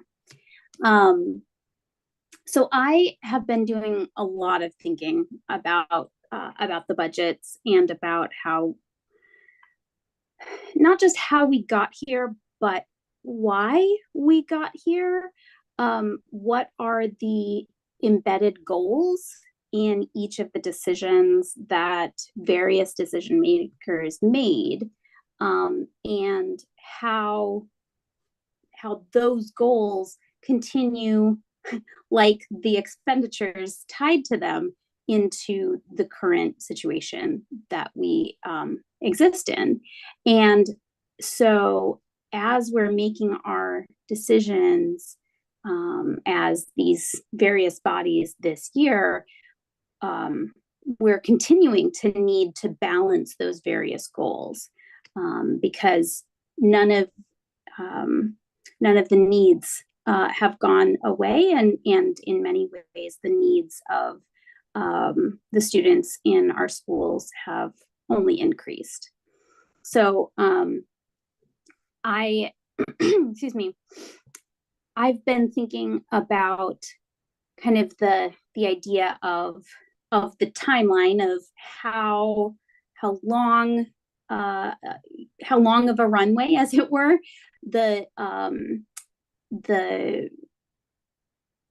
Northampton Public Schools needs in order to get back on track that way, because we just started addressing this issue with significant cuts last year. And excuse me, prior to that, it was an additive process of adding to the issue. So I'm sorry, it's allergies. So it took many years to get into this situation. And so the idea that we can get out. No. It's hard for me to wrap my head around what that really would mean for the schools, and it doesn't mean good things. So last year, if my memory serves me, the school district cut over $600,000 in from the budget, which decreased the net positions that Member Stein was talking about. I think that the school district does need to continue, with those cuts. The size of the cuts that we're talking about for this one fiscal year would be more than double what was cut last year. And that's a really difficult position to put the school district in generally. So I appreciated the multi-year outlook that you laid out, Mayor, and I was curious about the kind of the different options, or the out years specifically, because the growth that you showed in the budget, in the school budget for FY24 was the thing that was changing, but the out years looked like they were still at 4%. And is that 4% that you were calculating at that time, is that based on a 4% increase off of the larger budget, or the like original 4% base? Because the reason I ask that is that this year, it's my understanding that your 4% calculation was based on if you hadn't if you hadn't allocated the additional funds from the reserves last year. Sorry, that's a question now to you. Yes. So, and this kind of goes to the first thing you were talking about. So and I think I presented this at actually a budgeted property and then to the full school committee last year. When I was proposing adding the 1.2 from the fiscal stability fund, I articulated it. I also wrote it in the budget message that this would be a 2-year plan. So that's, the school committee should have had that understanding. That's how we talked about it. And the reason I was pulling those one-time funds, which were one-time funds, which we mentioned then were one-time funds, they still are one-time funds because they're from a reserve account, right? They're not recurring revenue. So that addition of those one-time funds to, was meant to sort of, I think perhaps what you're suggesting now, to kind of cushion, soften, make the cuts last year less severe and spread them out over 2 years. That was the articulated plan with that addition of the 1.2. So the 4% is 4% on the budget without that one-time addition. And the 4% going forward are a 4% on what would be sort of the school budget 4% on top of that.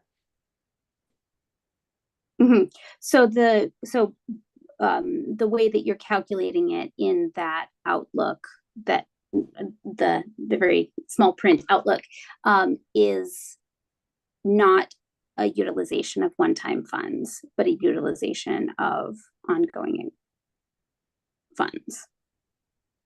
Well, Right. So it would be different. I mean, sort of a from what combination you- of both, right? Because if you look, Okay.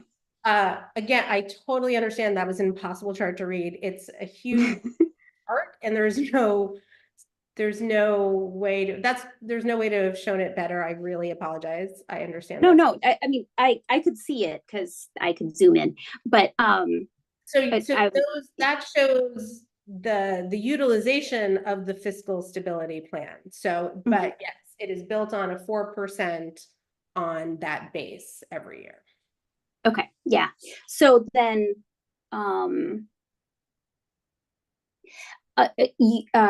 you're right that it was presented as a 2-year plan with, however, like my understanding of it at the time was that the new incoming superintendent would be asked to create a 2-year plan so that this year's budget, FY24's budget, would be the first year of that 2-year plan, was the way that it was worded, and that at least I had understood it at the time. I didn't at the time feel like, oh yes, I'm voting on this, and that, automatic, like it wasn't a part of the motion, but I did understand that was, those were the parameters, the political parameters of what we were embarking on. So I have no qualm with that. I'm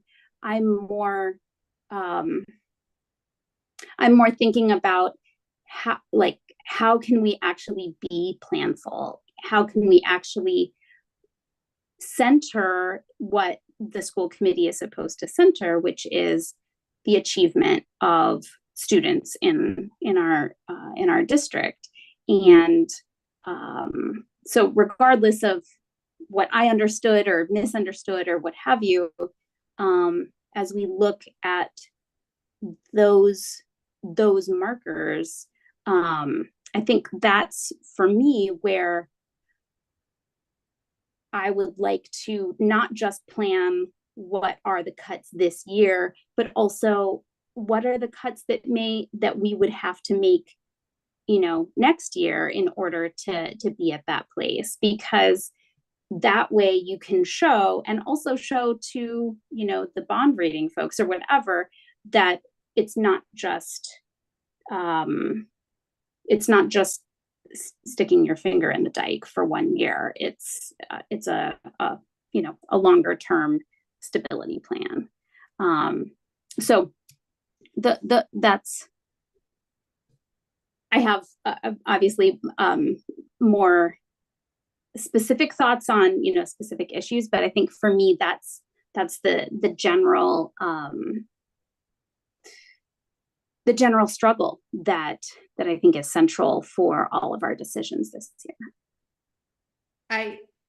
Are you done? I don't want to interrupt you. Yeah. Good, please. So I agree, and actually, I think what you're suggesting is critically important, and also a real, almost like a revolutionary change in how school committee operates, and that is really needed. So, first of all, I really want to commend the superintendent, who not only rose to the challenge and created a first view budget super fast and dealing with all, getting used to a new district. She's also embarking on strategic planning for the district, which is so important, and I think is part of what you're talking about. I think one of the things that is challenging about school budgeting is that it's really sort of year by year. All budget is year by year, but I feel like having the experience from the city council and school committee, city council is sort of forced to look at sort of longer range and other pictures, and school budget planning feels more like let's figure it out for this year and then we'll figure it out next year, as opposed to kind of looking at out years more. And I think that that's really important, and I'm with you, and I'm psyched to work with you to figure out how we can change how we think about this moving forward, and do some longer range planning that will help us avoid getting into a situation like this again. Thanks. Thanks. Okay, I'm gonna go to member Agna. Excuse me. I would like to echo everyone's gratitude for what you've presented to us, Mayor, as hard as it was to hear. And I'm an elder in the community now, having worked in the schools for a long time and also just being a resident and voted for many overrides. I know the situation that we find ourselves in over the years. I think it's really important for us to not look backwards. I think, yes, there were some concerns about what happened and how we ended up with more staff than possibly we need, quote, in terms of the population that we have. We are a declining enrollment district, but not because people are flocking away necessarily. I think there's a whole population change that we anticipated a long time ago when Wayne Fiden was the planning department, and he forecast the fact that we would have declining school enrollment. And we face that when we do overrides, because many of our households, 80% of our households, don't have children in them. So we always have to convince the voters that it's worth putting the money towards the schools. But I would like to echo the idea that we have a strategic plan possibly soon, and we are embarking on that this week. And I do want to laud our superintendent for getting on that in her first 6 months, because I think we need a big picture for our schools. We need a big picture for our city, but mostly for our schools, especially if we're a declining enrollment district and we have lots of buildings that we're trying to keep in shape, and we have to meet some deadlines for net zero and all that. But I think that we really need to have a larger view of what we do for our schools and how we do our schools and how we staff them, how we operate them.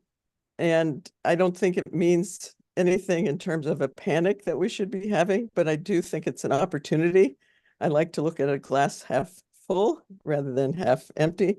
And I agree with you, Councillor Rothenberg, that we do need to remember that our schools are the things that keep us as a desirable community for people to come to, in spite of the fact that the real estate is so expensive and ridiculously so. I think that we need to continue to support the ways that we can make our schools such that people do want to come here. And in spite of the fact that they may not be able to afford to, but we are also committed to a lot of low-income housing that's going to come into place. And I just think that that's something we've got to possibly put into our strategic plan, that we are going to try to make it more equitable for people to live in this community. We can't continue to have it just becoming a rich community.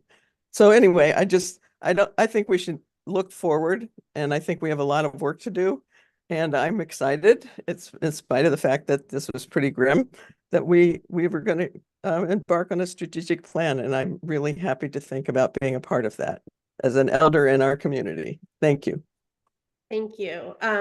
Just quickly on, we do have a lot of affordable housing units sort of in the pipeline. And one of the things that I'm really excited about is that one of the larger developments that's happening on Bridge Road is family housing, and it's right near Jackson Street School. And so you're absolutely right that we should be building that into the strategic planning. And I've talked to Dr. Bonner about this, that we need to think about hopefully all the children that will be living there and in our schools. Councilor Jarrett, Council President Jarrett. Thank you, Mayor. Thank you so much for the presentation. I know I'll be referring back to those detailed slides and using them to explain the budget to my constituents as well. And I want to recognize how concerning the budget outlook is, and appreciate so many comments that others have made. I have two questions. If you could speak to, are there any other revenue streams, such as those, say, in the Municipal Empowerment Act, which is proposed, and if those were passed, that could help us in the future? And then, do you anticipate at some point that some of these reserve accounts will be full, that they'll meet the designated percentage of the general fund? And when or if they are, how will that affect us? Or will we still need to be putting, will we probably be drawing from funds so much that it's unlikely that they'll reach full? Sure. So the Municipal Empowerment Act, so we are this was just proposed by the governor to, I don't know, 10 days ago, however many days ago. And it's looking at allowing a little bit of increase in some of the excise taxes. So meals and hotel motel, I think, also vehicle, which can be very much viewed as a regressive tax in our area. But so it's looking at if those pass, small increases to those. There also was talk of increased potential abatements for older adults. So one of the things we need to look at is how whether those would sort of cancel each other out. The percent increases they were talking about, while would be appreciated, although, maybe not everyone would appreciate them as a new revenue source or an increased revenue source. I don't anticipate that they are going to be an increase to our local receipts that are going to significantly help with the deficit that we're looking at. And what was your second question? Reserves, will they reach the full capacity? Yeah, so I mean, so as I talked about, we draw from them regularly. So they may reach what our policy says they should be, but then they're being sort of continually used and maybe sort of balanced in that way. And then if we might look at what we put in from the undesignated fund balance in that case. But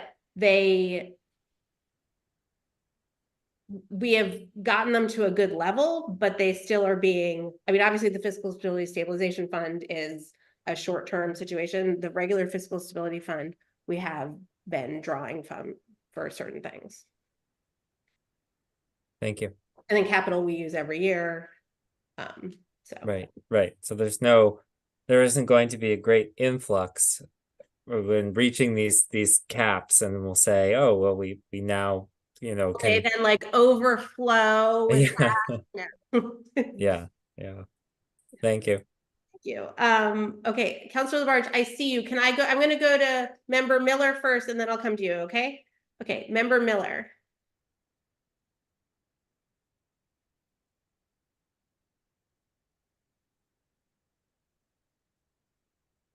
Can you hear me? Yes. Okay. I have one comment and one question. My comment is actually follows on what Member Agnew just said, which is that although it often feels like it's us versus them, I think this is something that affects the entire city, which is supporting the schools will bring people into Northampton. And my concern is, of course, like everyone's, that the more cuts we make, the fewer services to students, and people will leave the school system. And there will be an increase in people going to other school systems, going to charter schools, because the more we cut, the more they're going to leave. And that's my biggest concern, because that will affect all of us. That's my comment. My question is, do you know, or can you recommend any advocacy that any of us could do to help to increase the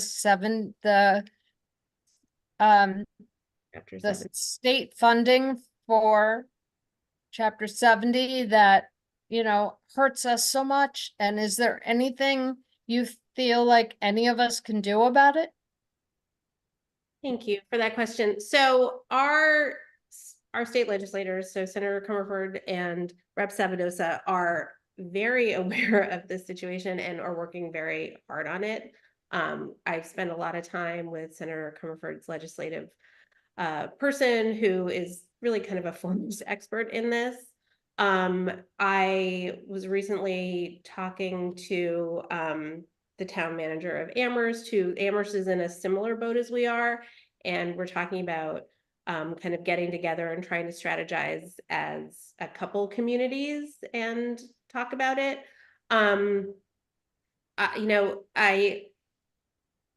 I know how hard that they are working on this. It's really short of changing the formula. I don't know what we can do. That one of my biggest frustrations is that, so the Student Opportunity Act was the first time there was kind of ed reform since 1993. And there was great hope that it was going to kind of change the formula in a way that we would start to see more Chapter 70. And it really, I think as Member Stein was commenting on, was really directed at other districts, was directed at gateway districts and to provide more equity there, and not meant for districts like us, which I fully appreciate, but it still is frustrating. And then the Fair Share Amendment, a lot of us worked really hard and were really invested in the idea that that would create another revenue stream for K through 12 that would really more directly assist Northampton. And as of yet, we haven't seen an increase from that. But I would say just, we will keep talking to our legislators, and this is, as you know, like one of the topics I talk about all the time. I bend people's ear all the time. So anything you can do with me to talk about this, but there's really fundamental barriers, as Member Stein was talking about, or fundamental components of our community that may be considered positive in some ways, that really impact our ability to benefit more from Chapter 70. There is some possibility that we will start to see it flip and get some of the Student Opportunity Act part of it in the next couple of years, but we haven't seen that happen yet. Okay, Councilor Labarge, you've been waiting very patiently. Yes, thank you, Mayor. I want to thank you for the presentation. Very, very thorough with it. Just listening to Emily, it caught my eyes when she said, how do we get here? And I think people here living in the city, when they see this presentation, you've got to go over it and go over it and go over it, because there's a lot involved in it. I was wondering, Mayor, if somehow you could get how much of an increase in staffing from 2018 up until 2024. I would like to have that for reference, please, if you could. Sure. So and the school department in the Northampton Public Schools. Yes. Yes. We could work on getting. I would appreciate that. Or I see Member Stein raising his hand, so he may have that number for you at the ready. And also to school choice, I'm very, very concerned of what I heard you speak about this evening, and also reading some of that presentation on there. But I have to really agree with Gwen that we all got to put our heads together. City council, school committee, all of us work together. We need to move forward, and we got to find a way, because we just can't keep depending on Prop 2.5. And Mayor, you mentioned about exemptions for seniors. You're absolutely correct.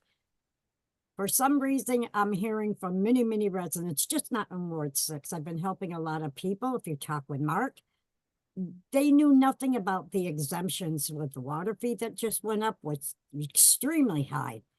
And it's very, very helpful if we can get that information out to the residents, believe me. I'm hearing it, they knew nothing about it. So that's important here because it is there for them. And also too, I think the pandemic was a stressor also. We lost income here in the city, our businesses closed and everything. And we just got to work together. There's a lot of issues here. I'm hearing it from people in Ward 6 throughout the city about another Prop 2.5. And I think, Mayor, you did a very good job on explaining it. And I think Councilor Elkins did also. Thank you very much, Mayor.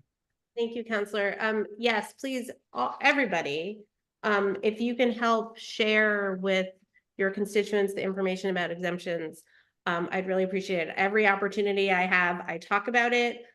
Please direct them to the assessor. The assessor's page, as I said, lists them. It also has a presentation that was done that kind of goes through all of it, that I think is really helpful for people. And then there's the senior and veterans tax work-off program, which has been a really kind of fun, lovely program that people seem to really enjoy. So please, I really urge all of you to share that with your constituents, and any way that you can help spread that word, I would appreciate it. I never want someone who could benefit from that not to know about it. So thank you for that. Okay, I'm going to go to Member Hennessy. Thanks. I know we're really late. I want to make two comments, and you may have said this and I may have missed it, but I do think Northampton, all of us, the council members and school committee members, could support a bill that's trying to go through on rural, low and declining enrollment schools. It seems like that would be a game changer for Northampton for our funding.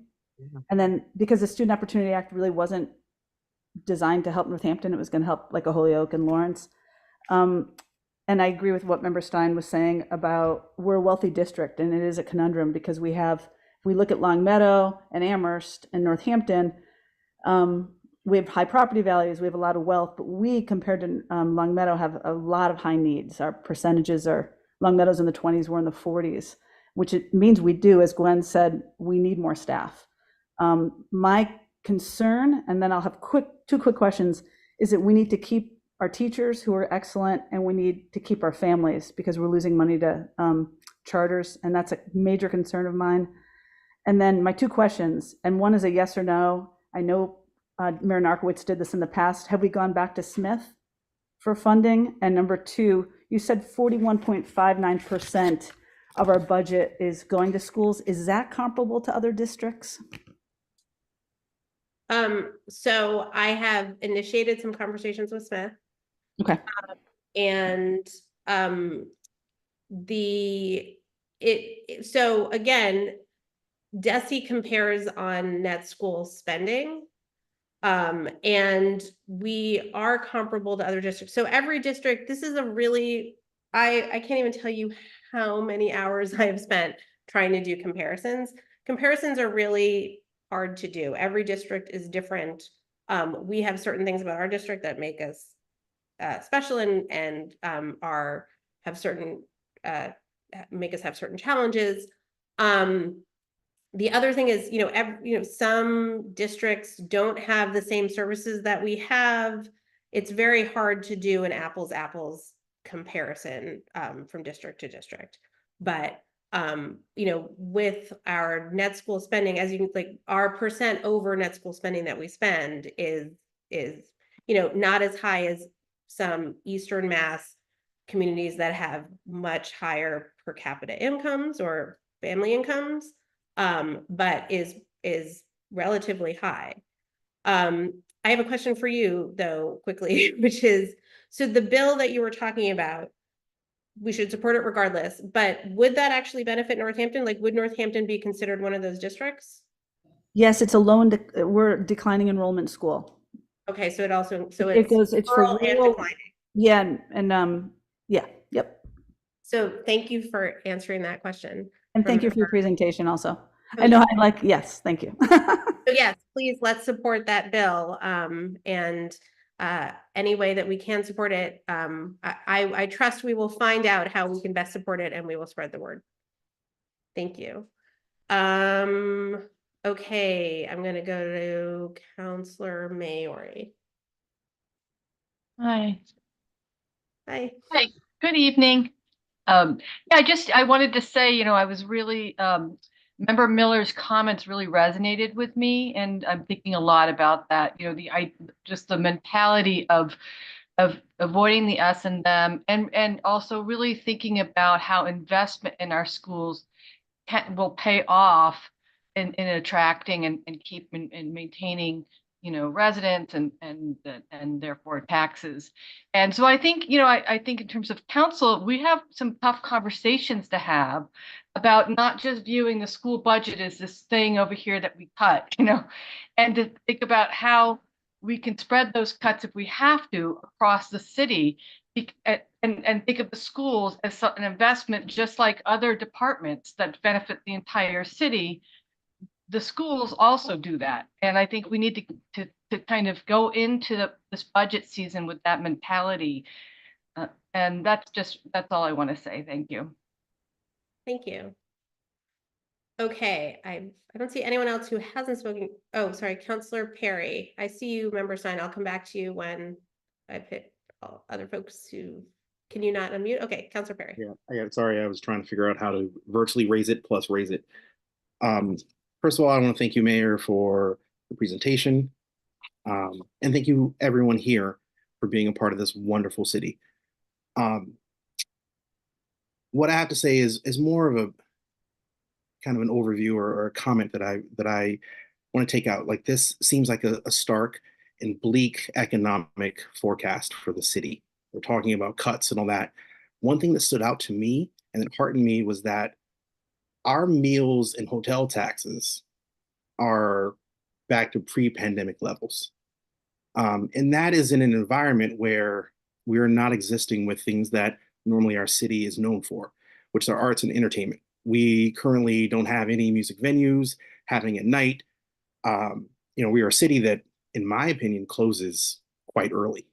After 9 o'clock, 10 o'clock, it's hard to find some place to go.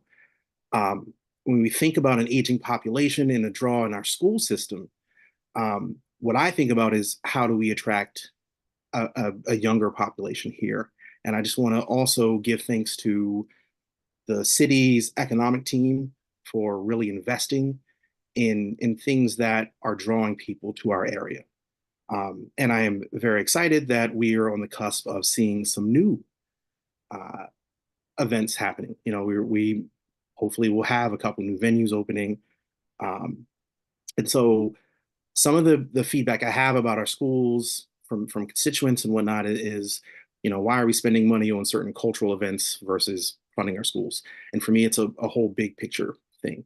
And so I'm looking forward to, as we try and grapple with these issues, is taking a step back in a big picture view is also how we attract younger population, how we make our area more inviting to folks, because I believe we have a lot to offer. And I believe that we have the ability to overcome some of these gaps, not through traditional means. And I'm thankful that the people who are in charge here are looking at non-traditional ways of doing that. So thank you. That's really all I wanted to say, is thank you guys for being very focused on the future. And I know we have a lot of tough decisions to make, but I am very hopeful that our future is bright.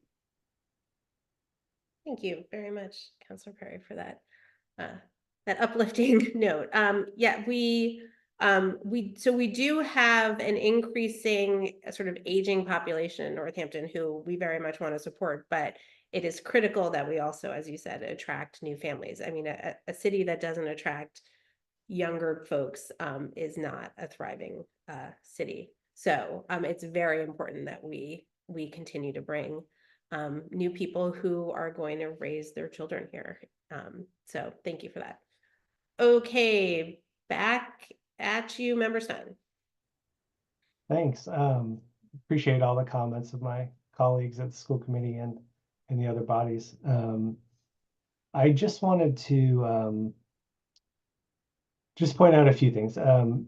As member Serpy Cox mentioned, the 2-year agreement I was talking about was something that was floated in the previous year. It wasn't something that, Mayor Sierra could have run on. And, I came in my first term, the same election that the mayor was elected. And we as a group, including her, found out a lot we didn't know about the budget and the problems that we were in. So it is true that she ran on 4%, and this has been a longstanding plan. What I think she didn't know at the time, what we all found out, was that the parameters that would make that feasible had been distorted by the decisions of her predecessor. And the reason I mention it is because it's really important to understand the past in order to deal with the present, which is going to impact our future. And that's just not a cliche. It's like we have inherited, in exactly the way she described, the type of cumulative insurmountable debt because certain decisions were made. And now we're facing decisions around austerity in order to right that ship. And all the concerns my colleagues have, I share. And this wasn't a situation that the mayor knew coming into. She learned it with the rest of us in a lot of hard conversations and fact finding in the last 2 years. And I think the question about going forward is a different one, and we've got to figure out how to do it. I personally feel like we need a more democratic process. And by that, I mean, right now, the way the budgeting process is set up, the mayor works with all of the different department heads and says, here's what the percentages you're going to have next year, and you make a budget. Then it's presented to us, and then it's like you vote on it or not. And overrides aren't the only answer. We could make the budget look many different ways, but all of those decisions are sort of screened out from us during the budgeting process. At the city council side, you will get department presentations. But there's really not a way that you're engaged in weighing what things you think the community values over others in times of tight fiscal issues, right? So from my perspective, we were able to find a lot of money to turn departments into divisions and create new divisions and build resilience hubs, but we couldn't fund a special education model. And now we're going to have to cut 20 teachers in order to, get back on track, so to speak. So I want a bigger conversation about what the values are of the city, what other cuts are possible in other areas, and how much we actually value education. And I can say that we pay our people not well, even with the meager increases they just got. We do not pay our staff well. They are in the bottom 25%. You look below us, you see a lot of charter schools that are not unionized. You see a lot of places that don't have the affluence we have. And frankly, we've been balancing the budget on their backs for a long time. Those are all those years of no growth, very minimal contracts. Even in the last negotiation and fight in Amherst, the Amherst representatives were saying how you're making 20,000 more than Northampton. What are you complaining about? Right? On average, like we are not doing well. We can't attract the talent that we're increasingly going to have to attract as the pipeline of educators dwindles. We have great educators now, and we need to hold on to them. And one of the ways we do that is with money. And that's why that last contract was so important. And there'll be another contract negotiation coming up. And we're going to have to pony up more money. And we need to plan for that. And this path we're talking about won't put us in that position. And I can't express to you all enough how little we have. 83% of our budget is personnel that are not being paid particularly well. We have no curriculum budget. We have no extracurricular budgets. Like we literally have nothing. And I hear my colleagues talk about this planning process, and I think it's a great idea. I don't know where we're going to get the money to do a study on the demographics of the city. I don't know where we're going to get the money to make some of these plans. We've spent, maybe 30,000 so far on the process, but to figure out the types of information we need to make strategic decisions, we have no money budgeted for that. Like we literally have nothing except personnel, increasing fuel costs, transportation costs, and we have a high percentage of special education students. We're above the state average. We're at 26%. And I'm not even sure if we can legally cut the amount of staff we're talking about, given the amount of services we've promised on IEPs and 504 plans. And we're still waiting for an accounting of that. So I beg of you, let's think about other areas in the budget that we might be able to cut to begin adequately funding these schools and to begin treating our educators in the way they deserve to be treated for the incredible work they're doing all the time, and to take care of the needs of the population of students we have. We really have to do it. It's hard to figure out how to do that in the budgeting process, but I beg the city council to really consider some trade-offs when they're looking at the full budget, and decide, you know, what, of all the things out there, based on your conversations with your constituents, what's more important? We got to make a cut. Is it here or is it there? And I really appreciate it, and I look forward to working with you all.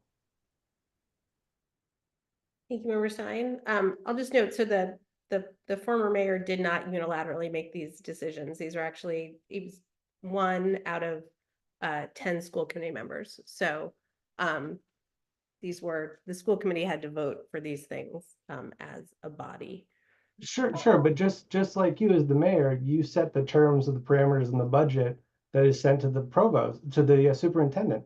So if he gives a percentage, that's a percentage. And if he knows there's additional staff that aren't built into that percentage, he's in a unique position. Whether or not the school committee votes for it or not, the lever of setting the budget is uniquely in the mayor's hand, just like it is in this situation. So it is different. He's not just any normal member. Fair enough, but I don't know how you build a budget unless you know what revenue you have, and the city's finance team are the ones who know, bring in the revenue and know what the revenue is. So you can't begin to set a budget until you have the revenue estimates. And as I've said, I prioritize the schools right off at the top of that, and then I build the rest of it around it. Okay, Counselor Rothenberg. Thanks so much, Mayor. I just wanted to chime in on something Mike said about like sort of the democratic process of it all. And I just wanted to remind us all, I'm sure I'm not telling you anything you don't know, but from my understanding, school committee, you guys get to decide on what you think the number is. And from my understanding, if it's higher than what the mayor asks or the same as what the mayor asks, it comes to council. Council can't ask for more than either of you ask for. But after you're done asking, then we can make cuts to other things in the city budget. So it's just a strange process. And I think, Member Stein raises a good point that it would be great for us to all continue talking to each other and talking with the mayor and understanding that, what's before you when you make your choice as a school committee is not necessarily the final city budget. And we can make cuts later as a city council to accommodate what you ask for, but we can't add more money to the school budget. Only you can ask for that. So I just wanted to reiterate that. Thank you. Member Davis. Thanks. I just have a comment.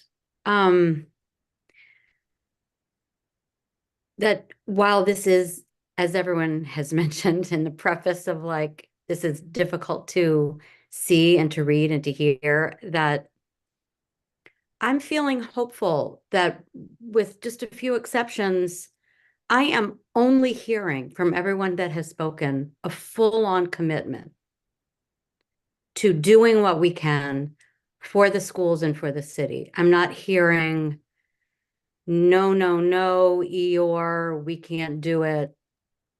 It'll never work. I'm hearing, let's put our heads together. We all have the same goal in mind. And the glass half full, here we go. Let's figure this out. So we're going to do the best we can with what we have. I feel sure of it. Thank you, Member Davis. Member Foster Cannon. I almost slipped there for a second. I'll answer to anything. Member Davis, thank you for saying that. And Councilor Perry, I've heard several people echo kind of what I came thinking. And Mayor, it's a hard job to share, projections that are difficult news, and but that's information that we all need to have.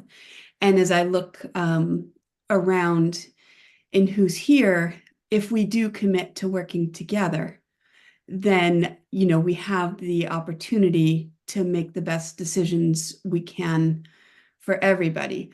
But I want to be careful on a couple things that I've heard. One of those is that, yes, city council can reduce a department's budget, but city council cannot allocate funds. Like city council can't say, okay, we're going to take it from here and put it here. It doesn't work that way. And also, I think we're looking at a potential to abdicate responsibility. And I think that we need to look at all of us, city council, Smith Voc trustees, school committee, we have to look at the reality that's in front of us, and we have to work with that. And as hard as we wish that there was something different out there, we can't like make it so just wishing. And one of my real drivers in wanting to come over to school committee as well, and I had intended to be done, but here I am, because I knew that we had these really difficult decisions in front of us. And I didn't want to see that get released to the wind, and not that anybody here would do it, but without somebody representing Ward 2 being a part of those decisions. And I'm committed to working with all of you here to do that. And at the same time, as we talk about what kind of city we want to be, we have to balance all of these things. And I mean, the schools are arguably probably the most significant as far as quality of life and attracting younger people. I mean, that's absolutely huge. And at the same time, people are begging for traffic calming so that they and their kids can cross the street safely and walk down sidewalks that are in good repair. And we want the graffiti cleaned up and the trash picked up, and we want, a humane response to people who are in crisis. Like there are all of these things that are actually a reflection of our city's values. And so, it's really up to us to come together to figure out how we're going to do the best we can. And we're looking here at decades of, trying to keep up with Prop 2.5 and forever rising expenses since the early 80s without the ability to raise the revenue to keep up with those. And you can only do that for so long. And it's roosting right now. But that's to say that I look forward to working with all of you to do the best we can. But I do feel very committed to looking at what's actually in front of us and not what we really wish were so. Thank you, Member Foster. Okay, Counselor Elkins. Hi. So I just I agree that in council that our role is to be taking the wider view, and I am very much looking forward to the discussion of our city's values and what our entire budget represents and those values. I had said at the conclusion of the last term, and would reiterate it, that the last term in terms of the council and the city was possibly one of the most monumental and important terms in terms of what we accomplished by starting the Resilience Hub, by starting the Department of Community Care, by creating those departments from existing departments, and utilizing creative funding, accessing grants and existing city infrastructure or city in terms of our staffing and our departmental structure. It's possibly some of the most consequential things that we will have done as a city, looking over the long term. And so it is very much the case. Of course, we all here are share in the values of taking care of our students, our kids, and see the long-term prospects of what that means, and what the schools mean in terms of maintaining our population and bringing new people here. But it is also the case that that we have to have a city. I'm also hopeful that I'm hopeful because we have we've set sustainability goals that are ambitious and that we are doing the things that we need to do to attract them. I think the greatest one of the greatest challenges that we have facing us is balancing our sustainability and resilience goals with the fact of our declining student population, and that we have right-sized schools that meet our needs, and that meet our kids' educational needs, while also building in the infrastructure to meet our goals. So I'm hopeful, and I'm very, very happy to have that conversation. I think that we have done a lot with a little. And I think, I hope we all can live here tonight, notwithstanding some of the undeniably grim news and things that we wish were different. But that I hope that other folks who are sharing this responsibility, and the reality of what the decisions that we have to make, can also share in the optimism and the fact that we live in the city that is choosing to do these things and making them happen. So I'll be looking forward to that conversation. And I know we're all gonna buckle down and do the work to make it happen. Thank you, Councilor Elkins. Member LaBounty. Thank you, Mayor, for your work in this presentation. It was very informative. I wanted to, just as an ending place, to say that I agree with Member Seraphy Cox about taking a multi-year approach to our planning. And I'd like us to when we look at the strategic plan, to really think about how we want to make that transition from a year-to-year look at a school budget to a multi-year look, because it isn't necessarily an easy thing to do. So there may have to be some sort of iterative process that takes place to make that happen. But I think it's really important, because we make multi-year commitments in things like a contract, and yet we decide year by year how we're going to address it. And that doesn't make sense financially. So I'm really looking forward to thinking about how do we make those transitions so that we can keep our promises, and that we're looking forward in those ways. So I look forward to working with everyone on those processes. Thank you. Thank you. Okay, I don't see any other hands, so perhaps we're going to end on that high note of looking forward to working together. I'll give it a second, see if I see anything else. And I haven't heard anything from my Smith Voc peeps, but I just saw Dr. Spencer Robinson pop on. Was anything you wanted to add?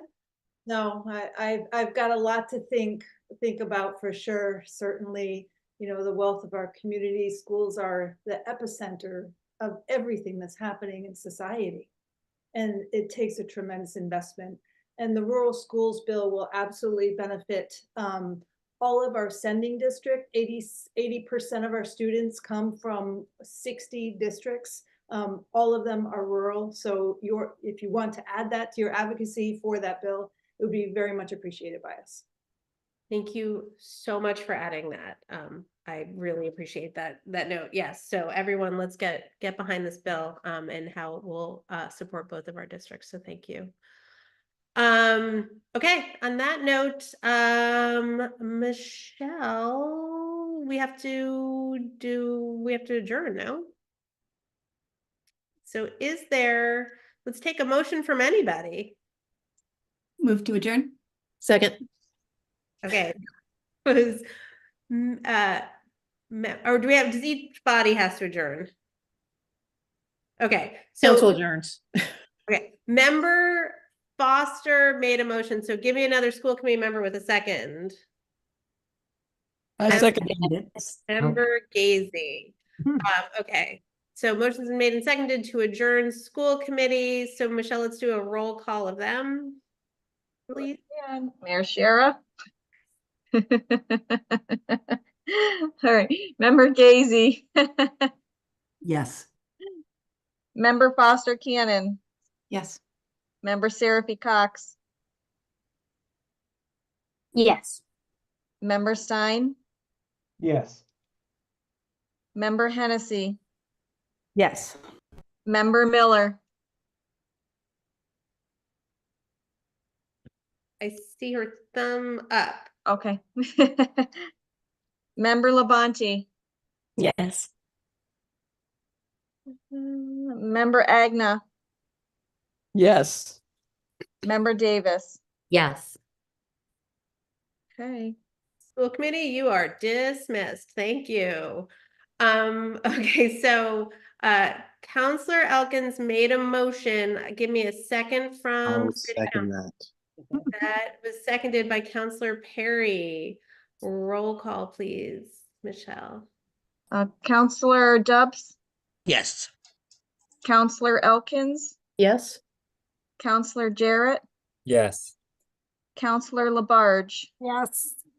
Counselor Maori. Yes. Counselor Moulton. Yes. Counselor Pastrich Clemmer. Yes. Counselor Perry. Yes. Counselor Rothenberg. Yes. Okay. All right. Thanks, Council. See you Thursday. Thanks, Michelle. You're welcome. Michelle. And last but very much not least, can I get a motion from the trustees of Smith Oak and Agricultural High School, please? So moved. Moved by Dr. Spencer Robinson, seconded by, are there any left? Dr. Bonner. I second it. Yeah. Dr. Bonner. Roll call, please, Michelle. Trustee Kayleen. He may not be with us any longer. I don't know. Okay. Trustee Spencer Robinson. Yes. Trustee Quadro. Gone. Gone. So then do I add Dr. Bonner to that one? Yes. Please. Okay, and Dr. Bonner? Yes. And Me Mayor too. Shara is a trustee also. Me too, me too. Me too, me too. Yes. Okay, and Mary, you're on board to adjourn? I am. Thank you very much. Okay. So good night, Dr. Spencer Robinson, Dr. Bonner, everybody else. Thank you, everyone who tuned in to watch. Appreciate it. Have a good night, everyone. Thank you for your attention. Bye.